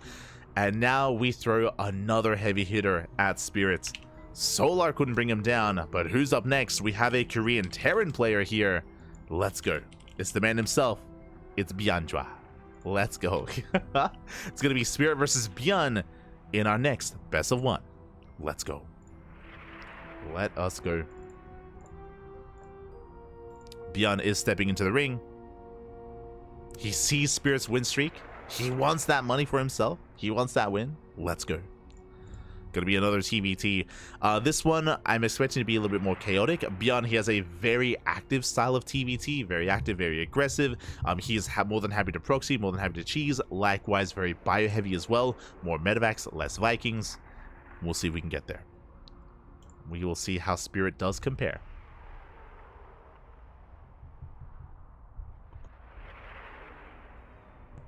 Here we go.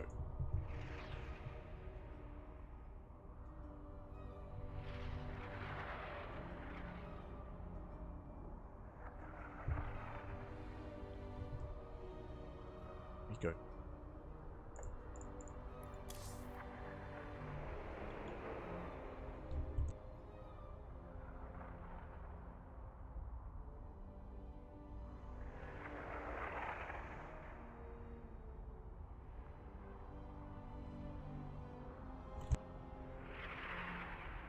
As the players are getting ready. Now, as a reminder, the way this format works here is that Spirit, he is going to have the one veto available to him, and it's going to be up to ByuN here to set up. Oh no! Oh no! A little bit unfortunate here. Actually, double checking. Let me just check the. Yeah, I assume so. So, for those that are curious, there is another event going on at the moment. That is the Team Liquid map contest, the TLMC group stage. And I was a little bit concerned about it, but there is a bit of a scheduling conflict, and as a result, Spirit, he is playing later on tonight, and it looks like he won't be available here to continue his streak. He had a good performance, he had a really good run here, getting 6 wins in a row, and technically, Spirit, he will go undefeated, but alas, we will be having a replacement player here, as Spirit is getting ready for his TLMC match. That does mean that we are going to be having a replacement player instead. Let's go. Let us go. So from here, we're going to be going on a break. We're going to be going on a short break. We will be getting our opponents ready here for ByuN. So it's still going to be ByuN, but ByuN against another player instead. We'll see you soon. See you soon, Papa. See you soon.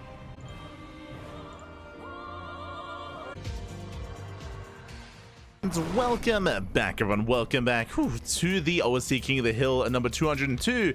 We have returned. We are getting up to the halfway mark here of the broadcast. We have returned with our 7th match, with our 7th best of 1, and we have a fresh set of players as spawning in the top right hand corner of ley lines. We have our South Korean Terran player, the Blue Terran, representing Shopify Rebellion.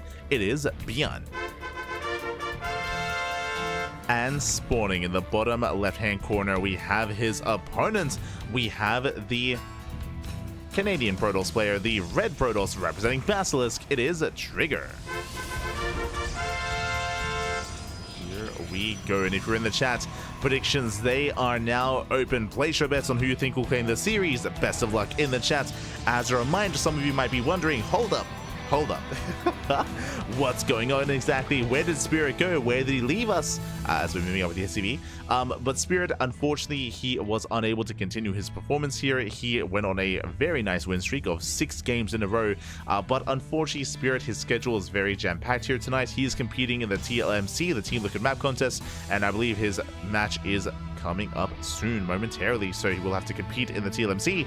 Meanwhile, we instead have ByuN and Trigger stepping up to the plate. Now, ByuN with that SCV does go around the edge, does go for the eBay block here at the natural. So far, so good. Does delay the expansion. And Trigger, he will have to respond with a Zealot. A Zealot is on the way. Will, of course, eventually expand. You can see Trigger, he does not want to take a unnatural natural, doesn't want to expand elsewhere. But that's a lot of progression. That's a lot of progression here on the eBay. That's going to be a massive delay on the expansion for Trigger. A nice start for ByuN. A very nice start for the Terran. And Trigger, he's going to be stuck on one base that much longer. So big delay here for Trigger. So he does swipe away at that eBay. Back at home, ByuN going for the CC on the high ground just to be safe, just to be secure. Just to make sure that Trigger doesn't get across the map and doesn't wreak havoc. And now we're settling in. And again, this is just a big delay. it's just the Trigger. I mean, you can see here he's got 400 minerals. He wants to expand. Eventually, he will. Eventually. There we go. Nexus now on the way. A delayed start for Trigger. Does move out across the map. Again, the goal of this move out is to delay the CC, but that's why ByuN has his CC on the high ground. That's why he's safe and sound.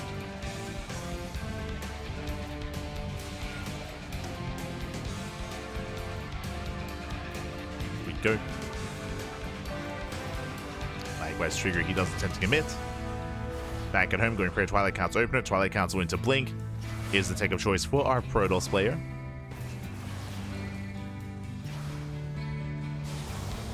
Going to be our take of choice.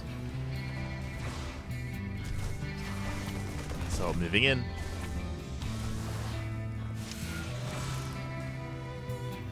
So far nothing too major.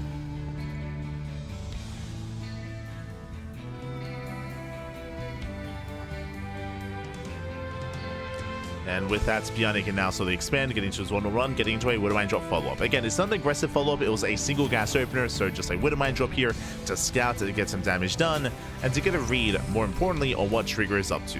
We know that it's Blink, but alas, ByuN is in the dark. ByuN is unaware, likewise has to confirm how many gateways. There's 2 gates in the main, and only 2 gates in the main, so 2 gate Blink for the time being. This can lead into a faster third Nexus, or Trigger could throw down extra gateways to commit even harder. We'll see how aggressive Trigger's going to be. Meanwhile, the mine drop is amassing. Adaptator in the shade. Here we go with the mines towards the left-hand side. Trigger does not get in. Trigger, he is deflected. And ByuN, he doubles back with the Widow Mines. Okay.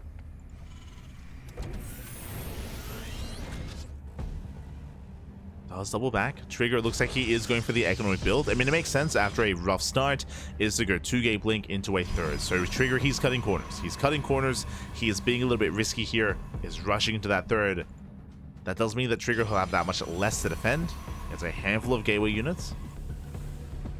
Mine drop is coming in. And again, this shouldn't really deal too much damage. Trigger, he should react in time. And he's ready for this. Does pull away.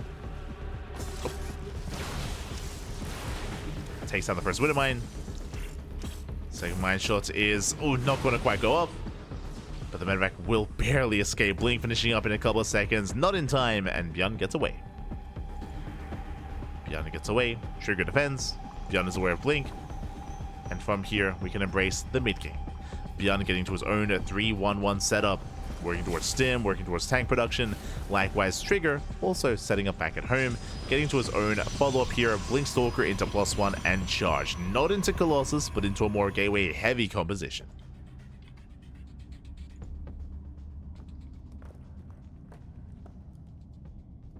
Getting into more gates instead. Hydro coming back in. Does unload in time. Does borrow, but shouldn't get much done. Gets a bird. Gets one worker. Likewise, Trigger, he is containing his opponent, at least looking to. He can't really break this position. There is no bunker, but none of Stalkers really punish ByuN. So Trigger is stuck outside. And just focusing on building up. Gateway explosion. There's the base, so it's going to be +1 charge into delayed Colossus. But he's still working in that direction. And ByuN, he won't move out without his upgrades. We're waiting for stim, waiting for combat shields. Once the upgrades finish, then ByuN can push. Until then, it's stuck at home.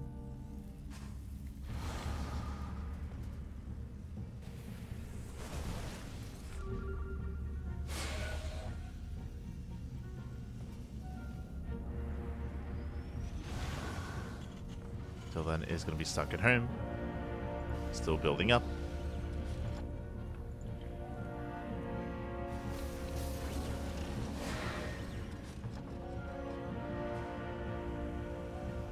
Right here comes the siege. ByuN does attempt to break out.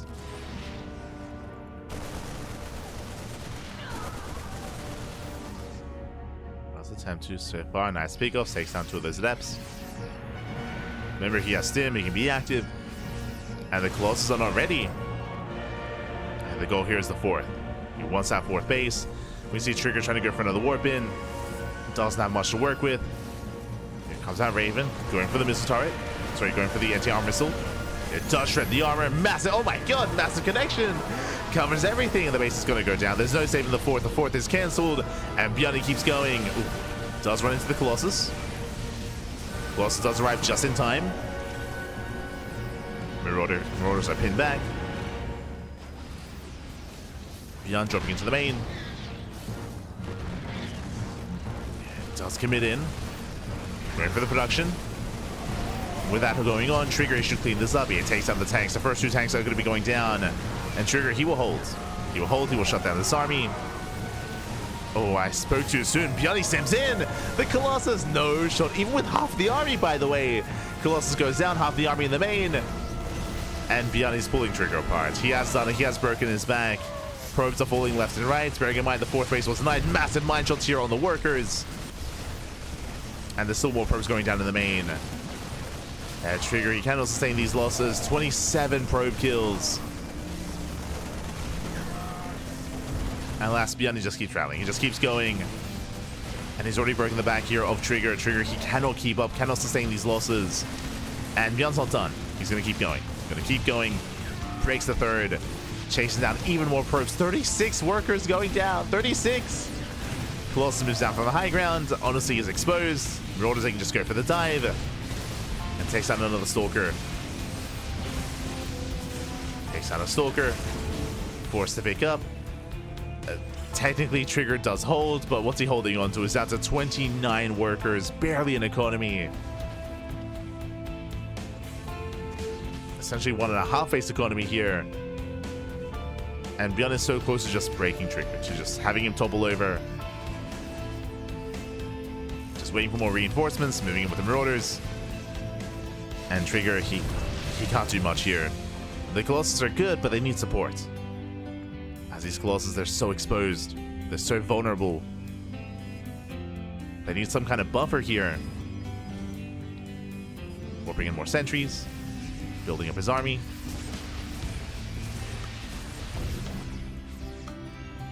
ByuN does rally. Mine drop into the middle. Oh, God. 7, 8 pro kills. Saves 3 of the Wooded Mines. Keeps going, takes down the Colossus. GG gets called. The writing was on the wall, and ByuN, he will take game number 1, claiming his first win of the night. GG. GG.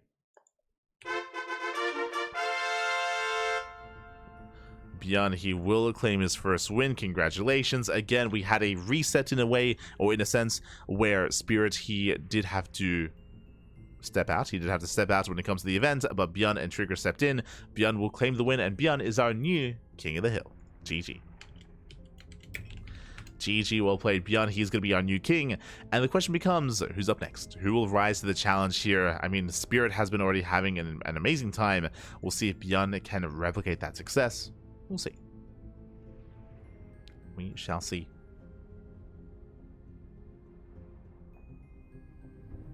As our players are getting ready. Oh, let's go! And we're heading over to the Americas region. It's going to be one of our favorites here on the channel. It's going to be another ZVT, but it's going to be ByuN up against El Chamaco himself. It's going to be ByuN versus Cham in a Zerg versus Terran. Let's go. Again, I love to see that Cham has been more active over the past couple of months. He's been much more active, much more prevalent in online tournaments, including events like this, including the OSC King of the Hill. Let's go.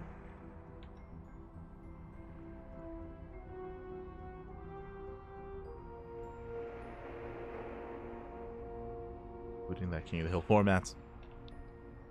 So we'll see how Cham compares. Honestly, like Cham, he's, I want to say, almost favored in this kind of setting. With purely best of ones, Cham is such an unpredictable player. He's so aggressive, he's so wild, he's so chaotic, and he can thrive. He can thrive in this kind of setting. I want to believe. I do want to believe. Once we get our players ready, I should say. So our players, they need a little bit of time here to set up. As we are halfway through. We're halfway through the broadcast. We're getting to our 8th best of 1 out of 15. Out of 15.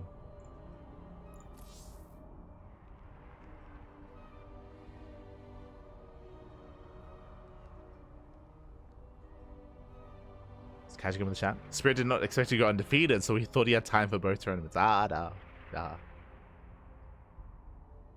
was too good, Bap. It was just too good. What could be done?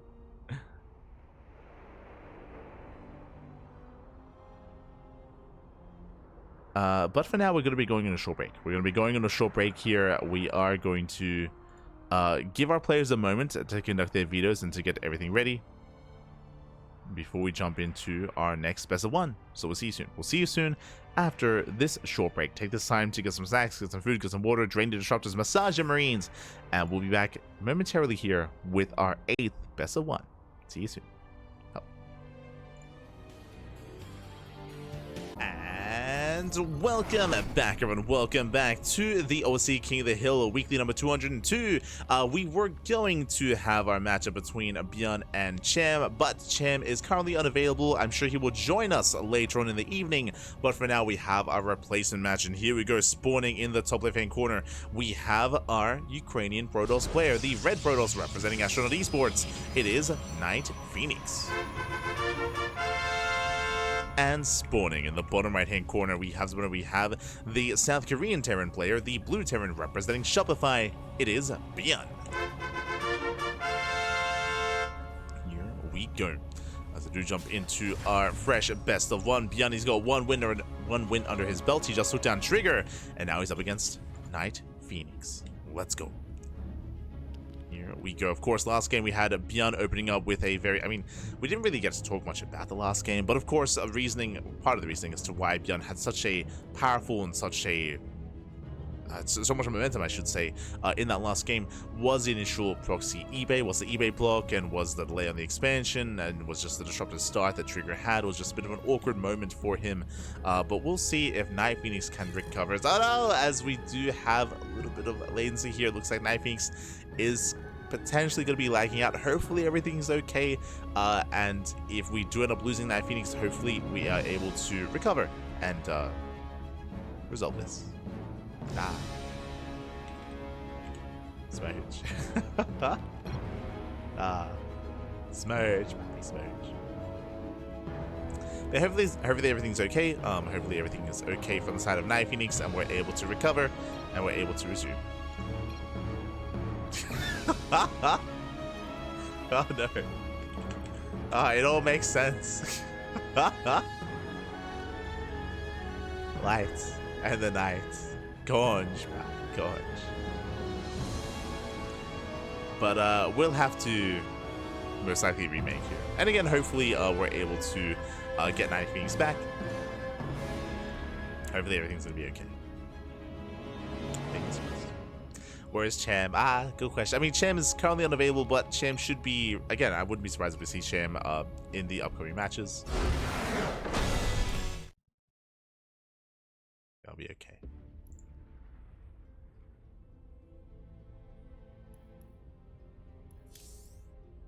Do restart.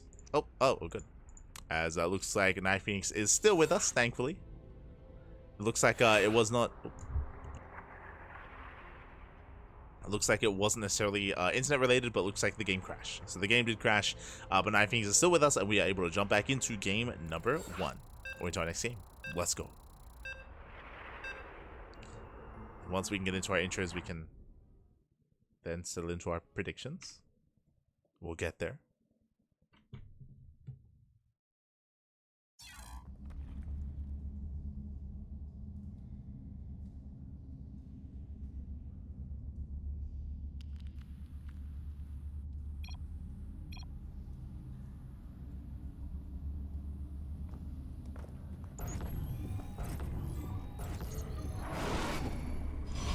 we go. We have Jumy back in. Again, bottom right, we have ByuN. Top left, we have NightPhoenix, and ByuN has that 1-0 lead. If you're in the chat, you know what time it is.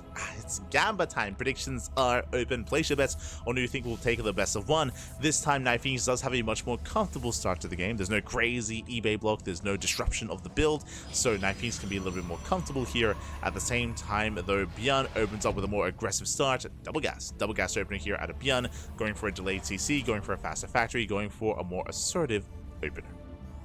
Now, NightPhoenix is aware. NightPhoenix does scout, does confirm the opener of choice, does confirm the tech at least, the fact that there are extra gases, and we should be seeing a safer response here from NightPhoenix. I'm referring to a 3-gate blink opener from our Protoss. Especially on the smaller map, especially on Whispers of Gold. Again, this map is quite small, short rush distance by ground. This is known for being more of a rush map. Oh! As the SCV is saved. And the probe is brought down. Likewise, ByuN checking for proxies, does check the third base location before moving out. And back at home, NightPhoenix does open up a depth. Does go for the initial depth. Getting in position.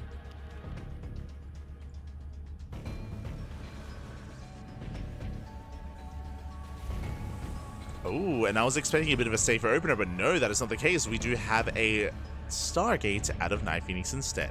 Interesting. Going to be a Stargate opener here. In it towards, I would imagine, Blink. Sorry, Blink, but Stargate opener into, I would imagine, Oracle. We could go Phoenixes, though. I mean, hey, it's not true. It is NightPhoenix. We're going Phoenixes, baby. Let's go. Let's go.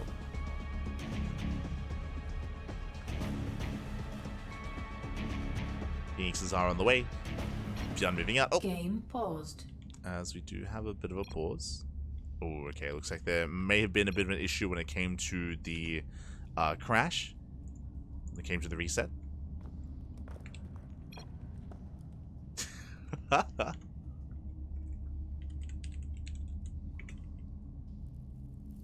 What is that? What is happening?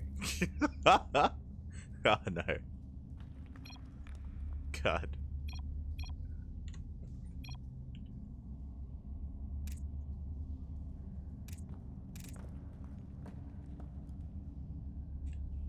Game resumed. Additional supply depots required. Okay, we're back. We are back. So far, ByuN does move out. Does hit the mineral line. Oh! So just picking up the hotkeys. Getting 4 probe kills so far. 4 or 5. Oh, God. 4 or 5 of the 6 probes towards the end. Likewise, at the same time, Adept does get into the main.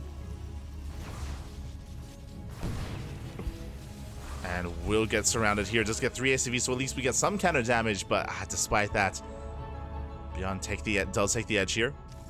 Taking 6 workers in total. Behind this, I believe ByuN did not scout the opener. Checking the vision here. ByuN, he did not get into the main. Is going to be Phoenixes at NightPhoenix. Oh boy. First Oracle moves out. Oracle into Phoenix. Soldiers, they do hit the natural. Oh, the mine shot. Critical connection. Stalker goes down. Stalker does fall. NightPhoenix does slip into the main. Gets 1 more SCV, does distract ByuN. Stalker gets the natural. And so far causing a lot of chaos. SCVs are falling. 3 more SCV kills, not bad. Oh no, has to be careful. If NightPhoenix did commit, would have been locked in. Phoenix rallies into the main army. Takes a lot of damage. Oh no! Oh my god. Not worth it here. Does do some splash damage, but did not kill any SCVs. That was not worth it for NightPhoenix. Ay, ay, ay. Phoenixes are expensive, baby. They're expensive. And we're going Phoenix into a Robo, what looks to be into Colossus. So.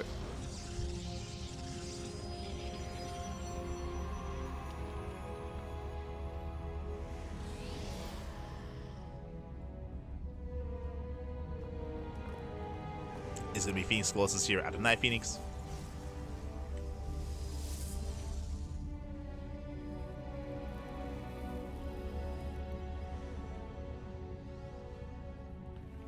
Likewise, ByuN does move out. And ByuN is going into not just his initial buy push out, but into Cloak Banshee. Let's go. Banshees are on the way, checking the vision here of NightPhoenix. NightPhoenix did not scout the tech, did not scout the setup. Not aware of what's going on. Is massing up Phoenixes, that is true. ByuN is moving out.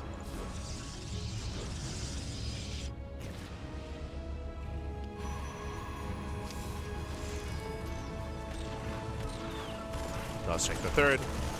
Takes down the pylon. Oof, another mine shot goes off. Remember, there's no blink. And NightPhoenix without shield batteries. I don't see a hold here. I don't see that happening.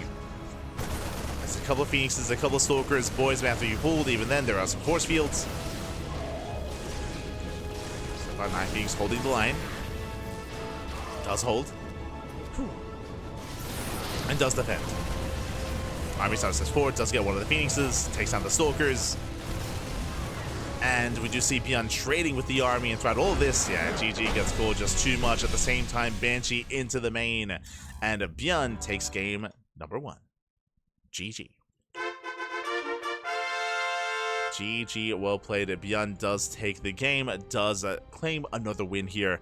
Unfortunately, NightPhoenix was getting some economic damage, but the problem was that NightPhoenix was throwing away a lot of supply, throwing away a lot of units to get that damage done. Did mean that NightPhoenix was vulnerable back at home. No shield battery, no defensive setup either, and ByuN just overwhelmed. Did overwhelm then and there with that. GG, well played. And ByuN will maintain that throne. Let's go. Didn't mean to press that. We'll maintain that throne. That is going to lead us into our next matchup here. No surprise here as we see, or as we notice, ByuN's opponent in the chat, LunaSea. The Korean Protoss is going up against the Korean Terran. Let's go. It's going to be ByuN versus LunaSea coming up next. Again, we're big fans of LunaSea here. Big fans of LunaSea, of course. LunaSea is a Korean Protoss player, is very aggressive, very unique when it comes to his play. And we'll see if he can get if he can pull a fast one over on ByuN. We shall see. So they are going to be getting ready. They are setting up.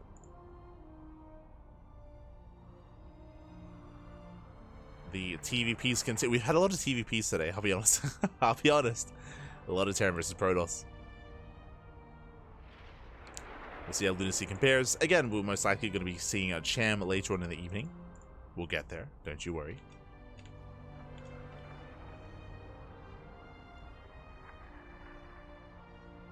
Now we have our TVP.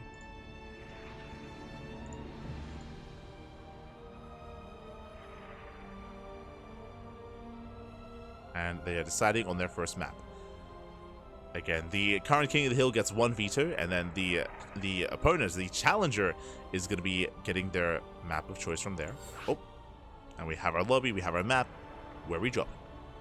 Where are we dropping? We're going to be loading into Romanticide. Okay, for the second time tonight. Romanticide is, of course, a larger map in the map pool, very large map, known for longer macro games.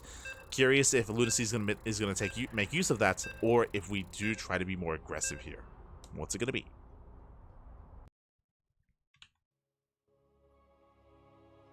What I mean by that, there's a lot of proxy locations, and LunaSea, he is one to be cheesy at times, cheeky even. So we load into our next game. And spawning in the bottom right hand corner of Romanticide, we have our South Korean Terran player, the Blue Terran, representing Shopify with a 2-game win streak. It is ByuN. And spawning in the top left hand corner, we have the Teal Protoss player from South Korea, our new challenger, our would-be usurper. It is LunaSea. Pressure is on. Let's go. We do open up and we settle in. Now again, welcome one also Romanticide. It's been years since Romanticide has been in the tournament map pool. It's been a very long time, but we are here, we are back, and we'll see how LunaSea will approach this. As I mentioned before, the rush distance by ground is quite long. It's a long rush distance by ground, very defendable natural, very defendable third base as well. There are ramps coming into these expansions, so it does make it awkward to push into. The fourth base is more exposed. True, the fourth base is more wide open here in the center, and even towards the top side as well. There are multiple angles of attack, but in general, we do expect a longer game state on Romanticide. We'll see if we can get there. We'll see if that's what LunaSea's plan is going to be. See, that is the plan. Likewise, ByuN going for a single gas makes sense. On a larger map, going for an economic opener. It should be a Rax into expansion. More economic or greedy start here by ByuN. Likewise, LunaSea going gate into Cybercore into Nexus. So standard opener from our Protoss. Nothing crazy, nothing too wild. And as we get into this, if you're in the chat, you know what time it is. Gamba time. Predictions are now open. Place your bets on who you think will claim the series. ByuN is coming in as the favorite player, that is true. But in a best of one, anything is possible. Anything can and will happen. I want to believe in the power of the sea. I want to believe that. I want to believe.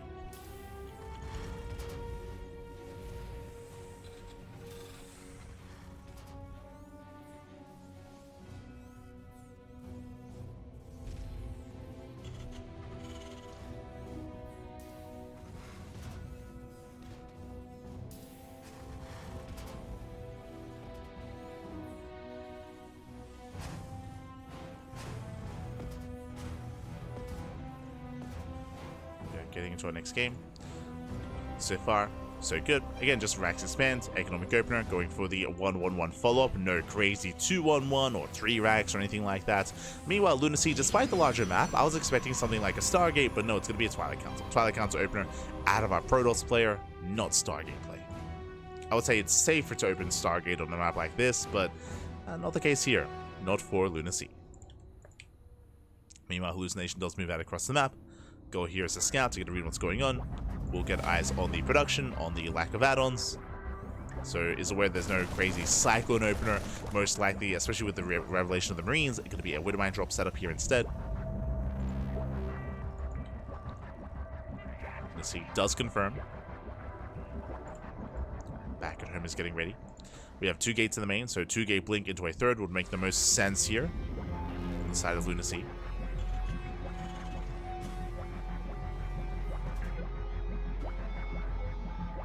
Ellie in a position to scout.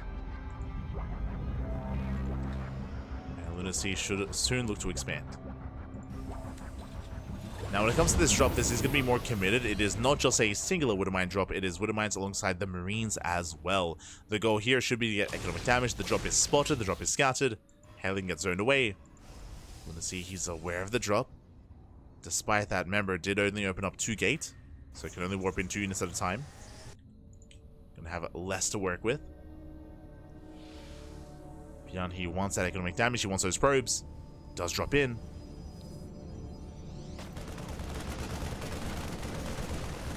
Does drop into the base. It does try to respond. We got slow warp-ins here at the natural. 3 probes going down already. The mine shot. Oh my god, brutal connection. Gets one of the adepts. And so far, good trade here for ByuN. Trades well. Likewise, busts into the main. Does focus down another probe. He gets 4 workers in total, gets up to 5. 5 probes go down, and most of the Marines survive. And with that, ByuN is pinned back in the corner of the map, and we have more aggression coming in. We have the Raven harass for the auto turrets. Likewise, ByuN building up his tank counts, getting ready back at home. Is going for a more delayed stim here, but just a standard follow-up here. Just tanks, into stim, into eventually a 3rd expansion. So this is all just economic damage. ByuN is still building up.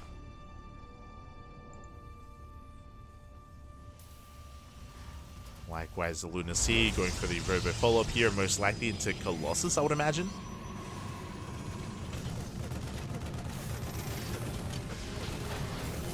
See the models on the way.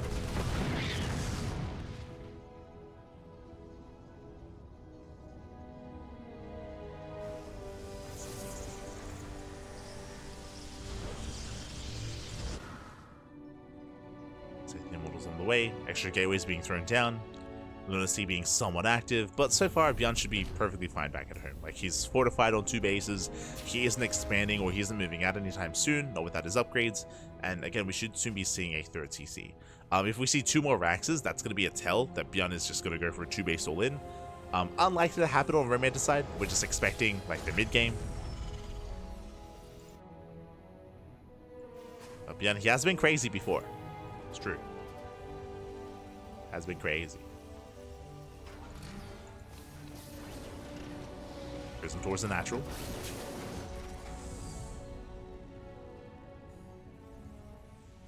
As upgrades are about to finish up, we're still waiting here for the command center for ByuN. As he has the money for it. Does have the money. There's the bay here on the way for LunaSea.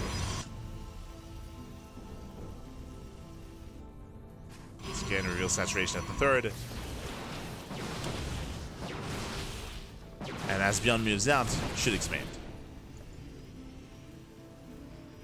So he does break out there. It is third CC's on the way. He's expanding. As he moves out, we do see two depths shading in towards that natural. It's an opening. The SCVs, but the last ByuN, he does respond. And ByuN, he doesn't really lose much at all here. He defends well. Even catching out the Stalkers. Oh my god. That should not have happened. Gets a Stalker. And back at home, LunaSea actually never quite got a Colossus. I assumed it was going to be Robo into Bay, but no, it was into Charge and +1. Drop comes in, drop distracts, and there's not that many Zealots here. Uh oh. And Missile Storm goes off. Anti-armor missile goes off. And with that, ByuN sims in, takes down the Zealots. Tanks will siege. He's getting within range of the Stalkers. Yeah, massive tank shots going off. Stalkers, they crumble. And LunaSea cannot push into this. Not like this. He's trying to. Wooden doesn't quite connect. Zealots, they try to come in from behind. Reinforcements have arrived and ByuN breaks through. He breaks through the defensive line, takes down the Immortal, takes down the Robo as well. And there's just not enough to defend. Not enough Zealots, not enough Warpins. LunaSea was not ready for this. Despite the charge follow-up, just barely any Zealots. Barely any charge also ready for this. Now they're coming in, but it's too late. The Mine Shells, they connect. And ByuN won't be stopped. He won't be stopped. He breaks through the main army. Boys are being pulled after the fact. Oh no, the boys! They push into the tanks. They're all going to go down. They get annihilated. 40 probes going down. And there's only a handful of Stalkers. The Marauders, they make short work of them as well. GG gets called, and ByuN, he will take down LunaSea. Will claim another win. GG. GG, well played, ByuN. He will claim another win here. Again, ByuN, he was able to catch LunaSea a little bit unawares. He caught out the Stalkers in the center of the map. Likewise, LunaSea, he was lacking Zealot Warpins. Despite going for +1, despite going for charge, he had, like, I want to say 4 Zealots back at him to defend. Barely any. And it just wasn't enough to stop the tide, to stop the push of ByuN. Just didn't have what he needed. And GG. GG, well played. Was overwhelmed then and there. And with that, ByuN does take the win, and we are getting 2/3 of the way through the broadcast. Okay. As we're getting ready for our 10th match of the night, 10 out of 15. Now, is Cham back? Is he ready? Is Cham ready? Or do we have another challenger? We do. We do have another challenger here. The TVPs continue. We're heading over to the Americas region, and we're going to be featuring a player that we do quite often on the channel, whether it's in our Open Cups or other Open events as well. It is going to be ByuN versus Shameless. Let's go. Shameless, of course, a very young player. He's an up-and-comer from the European region. Shameless has been getting a lot of really good results as of late, but is still the underdog in this series. ByuN is still the heavy favorite for good reason. There's a reason why he is on a win streak. There's a reason why he's the king of the hill. We'll see if Shameless can do what the other Protosses that have failed could not. Trigger, Nightmare, LunaSea, ByuN. He's already taken down 3 Protoss players tonight. Can Shameless overcome? Can he overcome this? Let's go.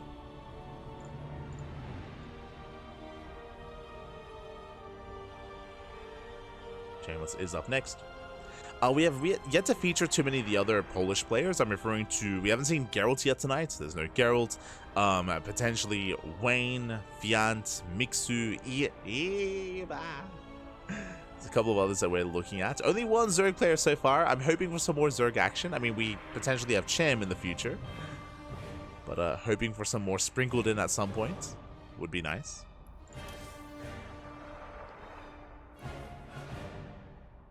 Which would be nice.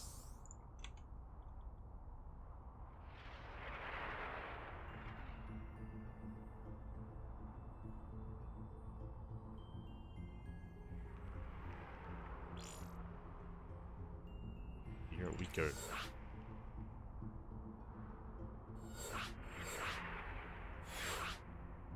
As it looks like we have our starting map once again, going to be loading into ley lines.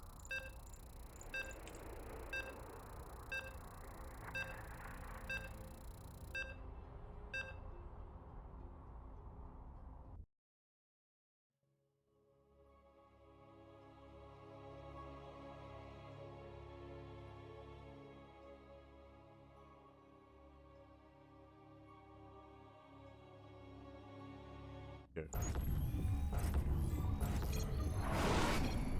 As now we are jumping into our next best of one. We're jumping into our next series here and spawning in the bottom left hand corner of ley lines. We have our blue Protoss player representing Team Little Fairy, our new challenger.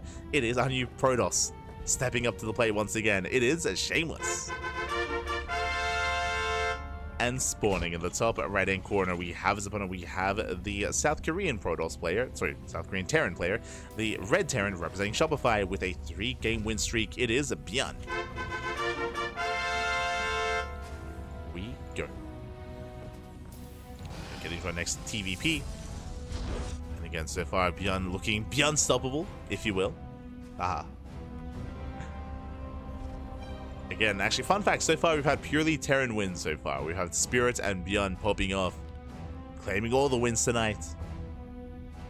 And ByuN, it looks like he will avoid the initial scout, and just like we saw against Trigger, we are setting up for what looks to be an eBay block. It's going to be a Rax back at home. SCV is moving in, is coming in with a block. Now, we saw that Trigger had a really awkward opener as a result. He went for the Zealot, he went for a very delayed expansion, and just a really shaky start in his own best of one. We'll see if that trend continues as ByuN does arrive and he throws down that eBay. Now Shameless, he will scout this a little bit ahead of time, and Shameless, instead, he's accepted his fate. He's going for the unnatural natural. Ooh, he attempts to. ByuN is here to block, he's here to stop. He's on patrol. Behind us we have a Zealot follow-up, and the double eBay, he's an animal. The double eBay block. Shameless just wants to expand. Let him expand, papi. Let him go. Oh no. Smurge, papi, smurge. As yeah, Shameless, he's checking. He wants the expansion, he wants the base. Zealot does swap out. And ByuN, he will cancel the third, recognizing that of course Shameless wants to take the natural. Zealot has arrived. The Reaper's on the way. The eBay. Oh, that's a kill. Oh, that should not have happened. That's a kill, not a cancel. ByuN, otherwise distracted here with his Reaper. Not like this. Back at home is expanding, but that is a rough start for ByuN. That should not have happened. So excess minerals have been removed here for ByuN. And we have a Stargate opener out of Shameless. Okay. Let him cook. We are going for a Stargate opener. I mean, ley lines is somewhat of a larger map, kind of. And ByuN is going for a faster command center, a later factory and later gases. So Shameless should be relatively safe to do so. Reaper dips in. Dips away.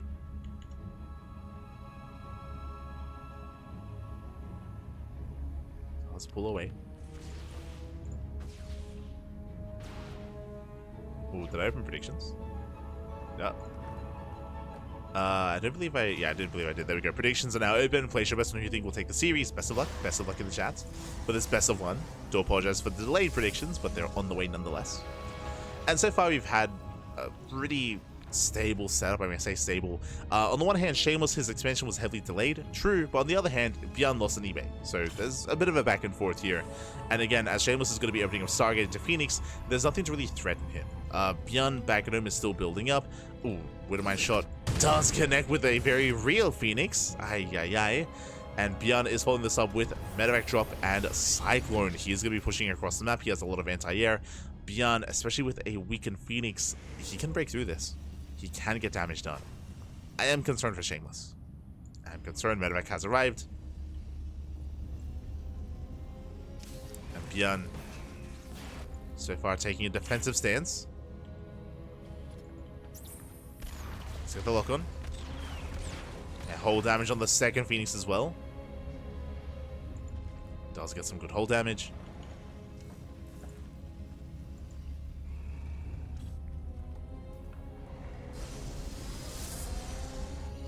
Back at home, Shameless building up. Oh. Hopefully everything's okay.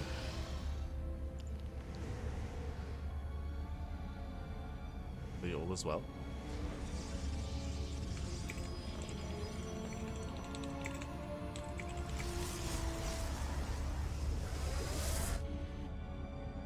As Shameless is trying to maintain map control. Behind this, going into a robot, going into Immortals, going into what looks to be Phoenix Colossus, which you are quite vulnerable for an extended period of time. Does hit the mineral line, and ByuN, he doesn't care. ByuN, he ignores the Phoenixes. SCVs are going down, and he just commits. He just commits across the map. What do we have to defend? Oh.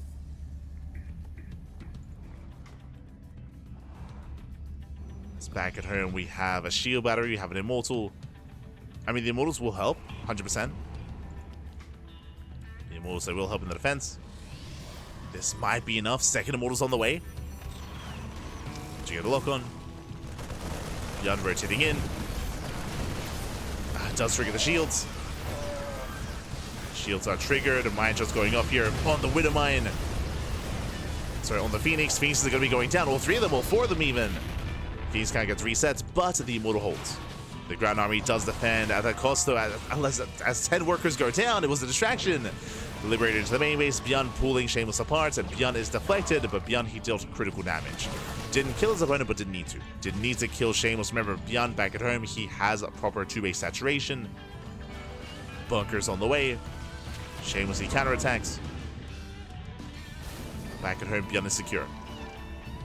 Looking at the install stab here, ByuN, he killed 4 Phoenixes, 11 workers for mainly Marine and a Cyclone. So better trade for ByuN. ByuN does take an economic lead. Behind this, Shameless trying to work towards Colossus. The bay is done, getting to a third base. Shameless needs time. Shameless needs time to recover. ByuN likewise going for his own third TC.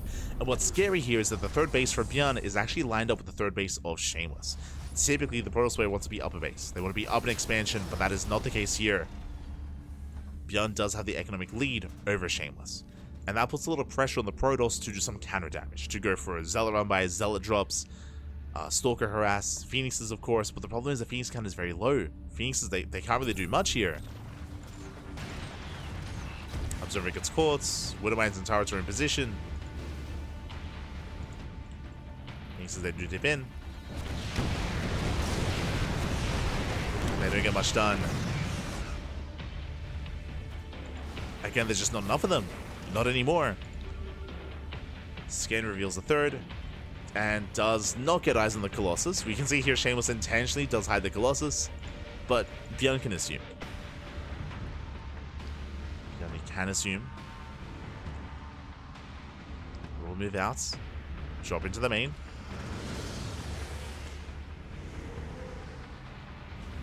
Shameless is in position. He's ready here at the ramp. Drop does slip in. Does get some worker damage.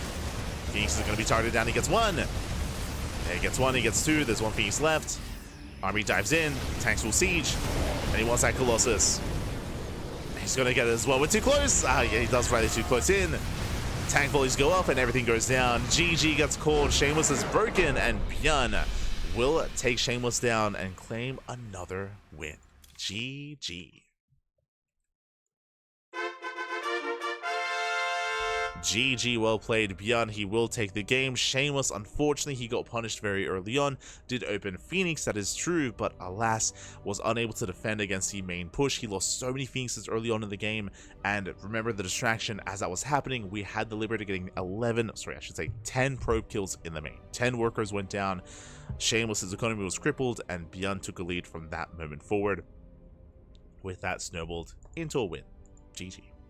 GG, well played. ByuN does take the win here, and with that, we're entering our final stretch here, the final third of the tournament. Can anyone stop ByuN? Who's next? Who is next? We've been throwing Protoss players at ByuN. Do we have any Terrans? Do we have any Zergs? Who is remaining here? Who are we missing? I'm thinking of players like Baby Marine. True, Baby Marine, he has been popping off. I'm thinking of other players like Gerald, for example, like where is El Chamaco when we need him? Who is going to step up? Oh boy.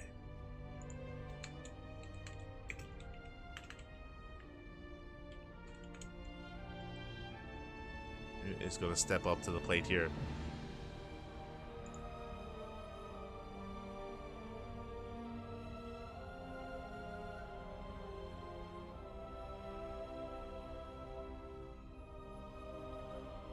So we are getting ready.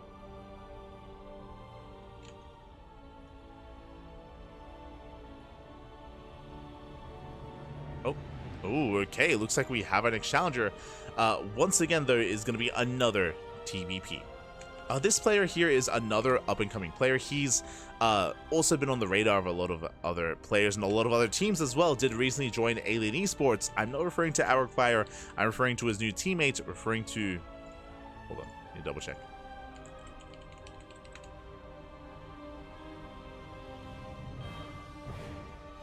Oh wait, no. For some reason I was thinking of Nikic. Not quite Arc Fire, but my apologies. He's going to be, of course, representing CSO Esports, not Alien Esports. Is going to be UedSoldier. Let's go. Not a Terran player. But UedSoldier is coming up next.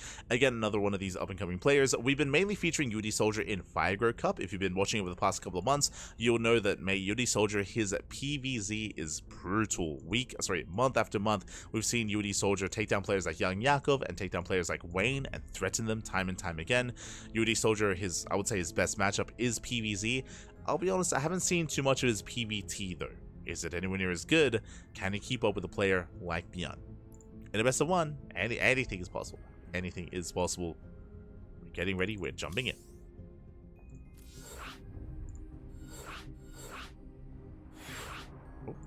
And, once again, for, I believe, the third, if not fourth time tonight, we're going to be loading into Romanticide. We have yet to experience maps like Gresvan. Still no Gresvan here tonight, but we are going into Romanticide instead.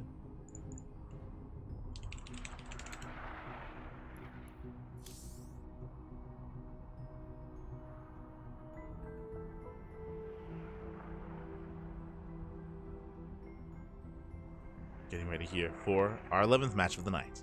Let's go. Let's go.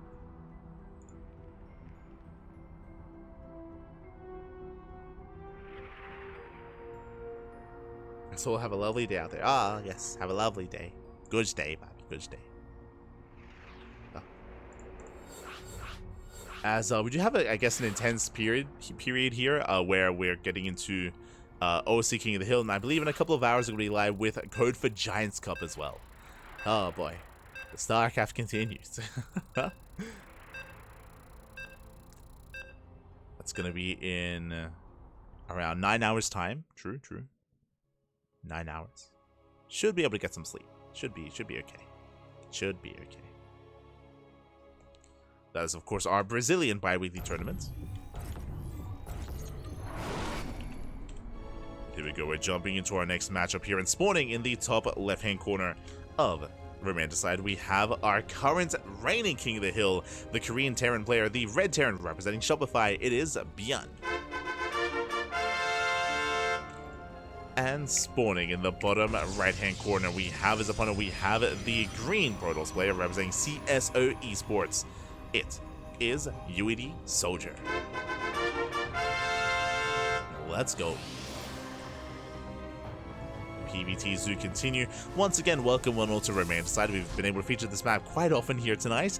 It is one of the older maps of the map pool. Romanticide was around back in 2021, going into 2022, many years ago at this point, and was known for its longer macro games as well. Despite that, we actually haven't really seen much macro here on Romanticide. We did feature Jumy on this map earlier. We did feature LunaSea as well, and now UedSoldier.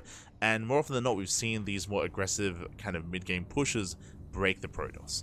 We've seen both ByuN and Spirit be quite successful with that, for different reasons, I should say. If you remember, Jumy, he was caught in the center, right here in the center of the map. He was caught out. He lost everything in a brutal fight. Meanwhile, LunaSea, he had a bit of a rougher start, and as a result, his early game defense was lacking. He did not have enough zealots here to deal with the tank push, and LunaSea also did fall. But now we have UedSoldier. Now we have our Green Protoss stepping into the ring.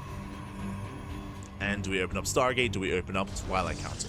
On a large map and a very defendable map like Romanticide, I would not be opposed to a Stargate opener, but ByuN, interestingly enough, does open up double gas.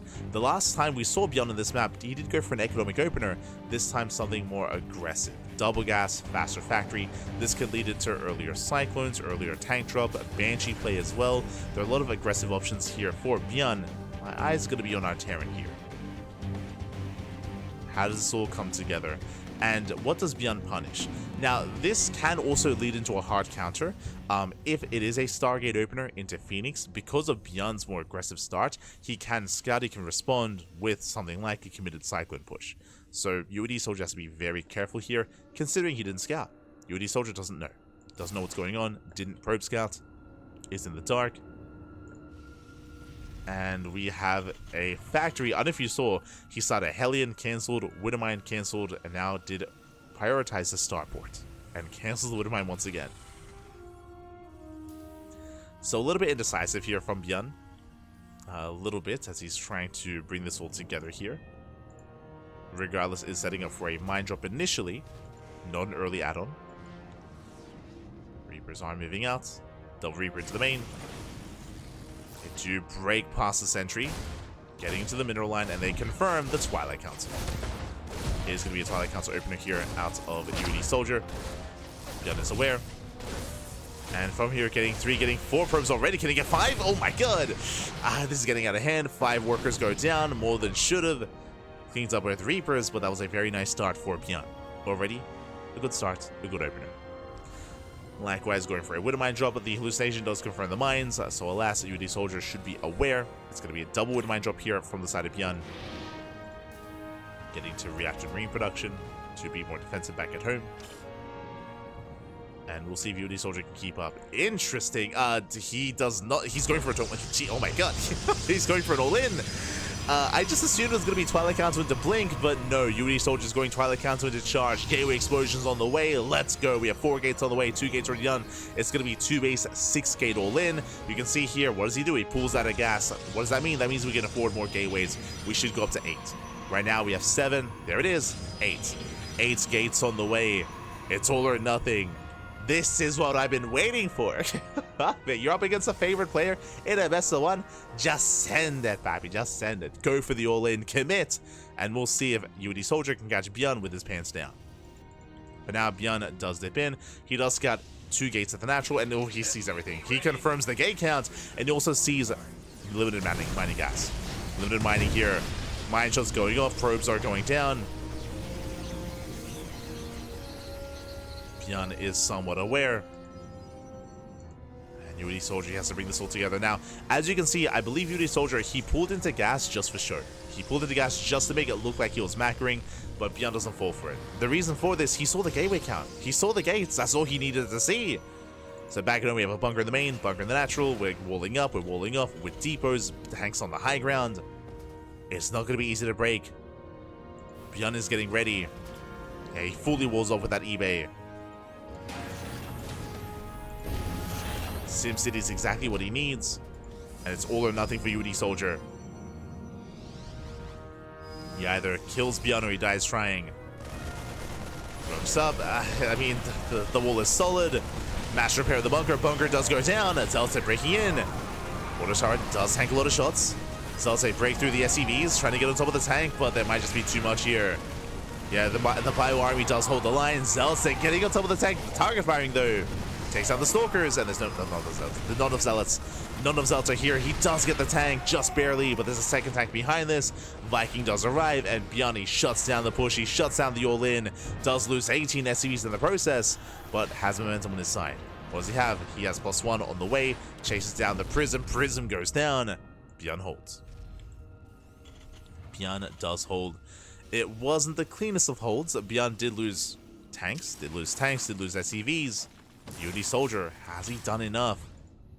He's going for the second wave.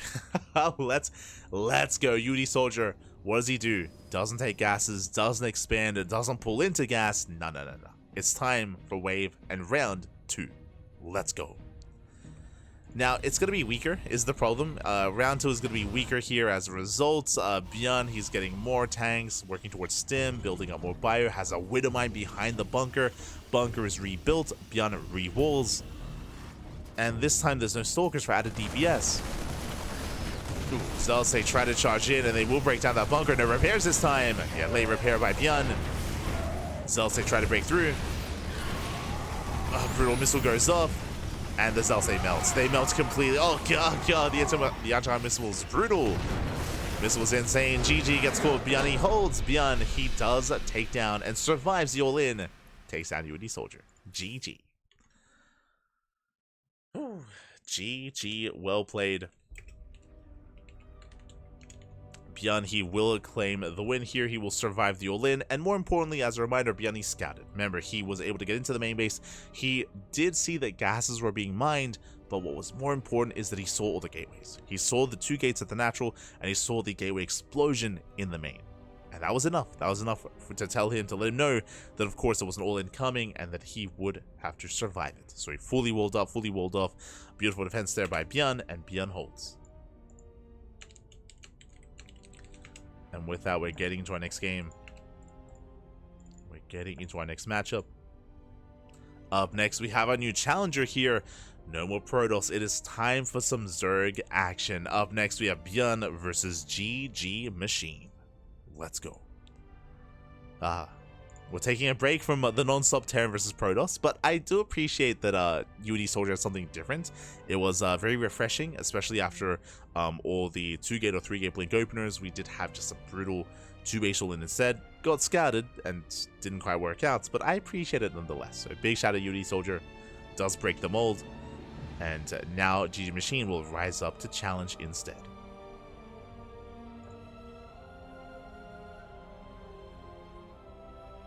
Let's rise up as our new challenger. ByuN now with 5 wins under his belt. Fun fact, I believe both ByuN and Spirit... Oh, no, sorry. Spirit, he got 6. So Spirit, he had 6 wins before he had to leave us. ByuN, he's got 5. Can he join Spirit with 6 wins? Can he exceed him and earn the most wins here tonight? We'll see. We shall see.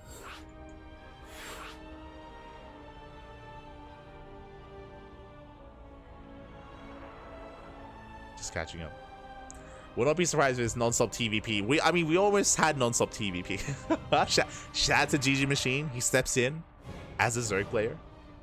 This will forever be my map of my favorite SC2 game, ByuN vs Gerald, Aces RG 2020. Oh, let's go.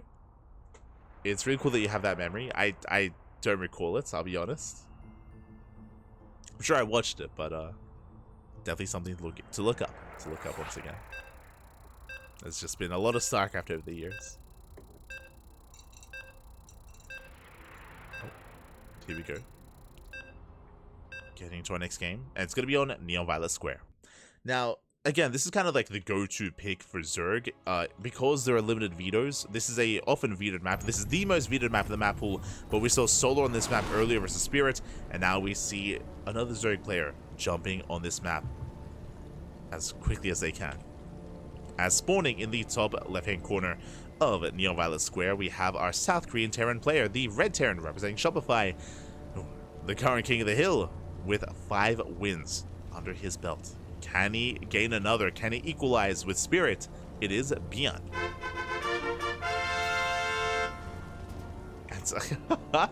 The game that Gerald dived all his meters into Widow Mines. Fair enough, fair enough. And spawning in the bottom right hand corner, we have the orange Zerg player. We have our new challenger. It is GgMaChine. And if you're in the chat, you know what time it is. It's Gamba time. Predictions are open. Place your bets on who you think will claim the series. Best of luck in the chat as we dive into our 12th match of the night. Let's go. GgMaChine going a hatch gas pool, and taking a step back here, again, there's a reason why this map is the most vetoed map in the map pool, why we almost never see this map. We often go days, if not entire weeks, without seeing this map, but here on OSC King of the Hill, we have only 1 veto, so these maps are more accessible, and GgMaChine, he does force Neon Violet Square. Now, Neon Violet Square is a very large map. It is the largest map in the map pool. It has the longest rush distance by ground as well. And the reason why a Zerg player would prefer something like this, 1, it's very open in the center. Very open in the center of the map. So once we get into a longer later game, it can be difficult for the Terran player to actually push and actually take fights in the center before getting to any of these bases. Likewise, long rush distance by ground means that aggressive timings that Terrans are very good at, referring to 2-1-1s, 3CC 2-1-1s, the 7-minute push, and the follow-up timing attack as well with 1-1 and even with 2-2, they are going to be delayed. They're going to be delayed here on Neon Violet Square because it takes even longer to get across the map. So these timings are going to be weakened here from the side of the Terran. Likewise, very secure base count as well. You have a free natural, so you have a free pocket base you can take whenever you please. The third and fourth base also very secure. Fifth base can be a gold as well. The gold base also is quite accessible. So we'll see if GgMaChine can take advantage of all of this. Now, we didn't really get to go into that kind of like spiel or that kind of like preamble about the map the previous time we saw this, because if you remember, Spirit versus Solar ended very quickly. Spirit, he proxy racked Solar. He proxied Solar on Neon Violet Square. He did not want to deal with a longer and larger map, so he just cheesed the hell out of him. Spirit didn't kill Solar, but he maimed him. He was able to cripple Solar, and Spirit just got ahead from there. And Spirit snowballed out of control and was able to take Solar down. Here, GgMaChine goes for the third, goes for the forward expansion, and we'll see how ByuN will deal with the problem that is Neon Violet Square. But now, 3CC, going for a third CC before Starport. Economic build here by our Terran player. Is going for an economic start. And the goal, I imagine, for GgMaChine is to try to survive until the late game. Is to try to survive until he can max out with Ling Bane Lurker, Hydra Lurker, or even Ling Bane Ultra.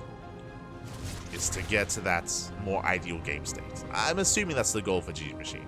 I know that GgMaChine, he's known for being a little bit more aggressive, true. He's known for being more of an aggressive player.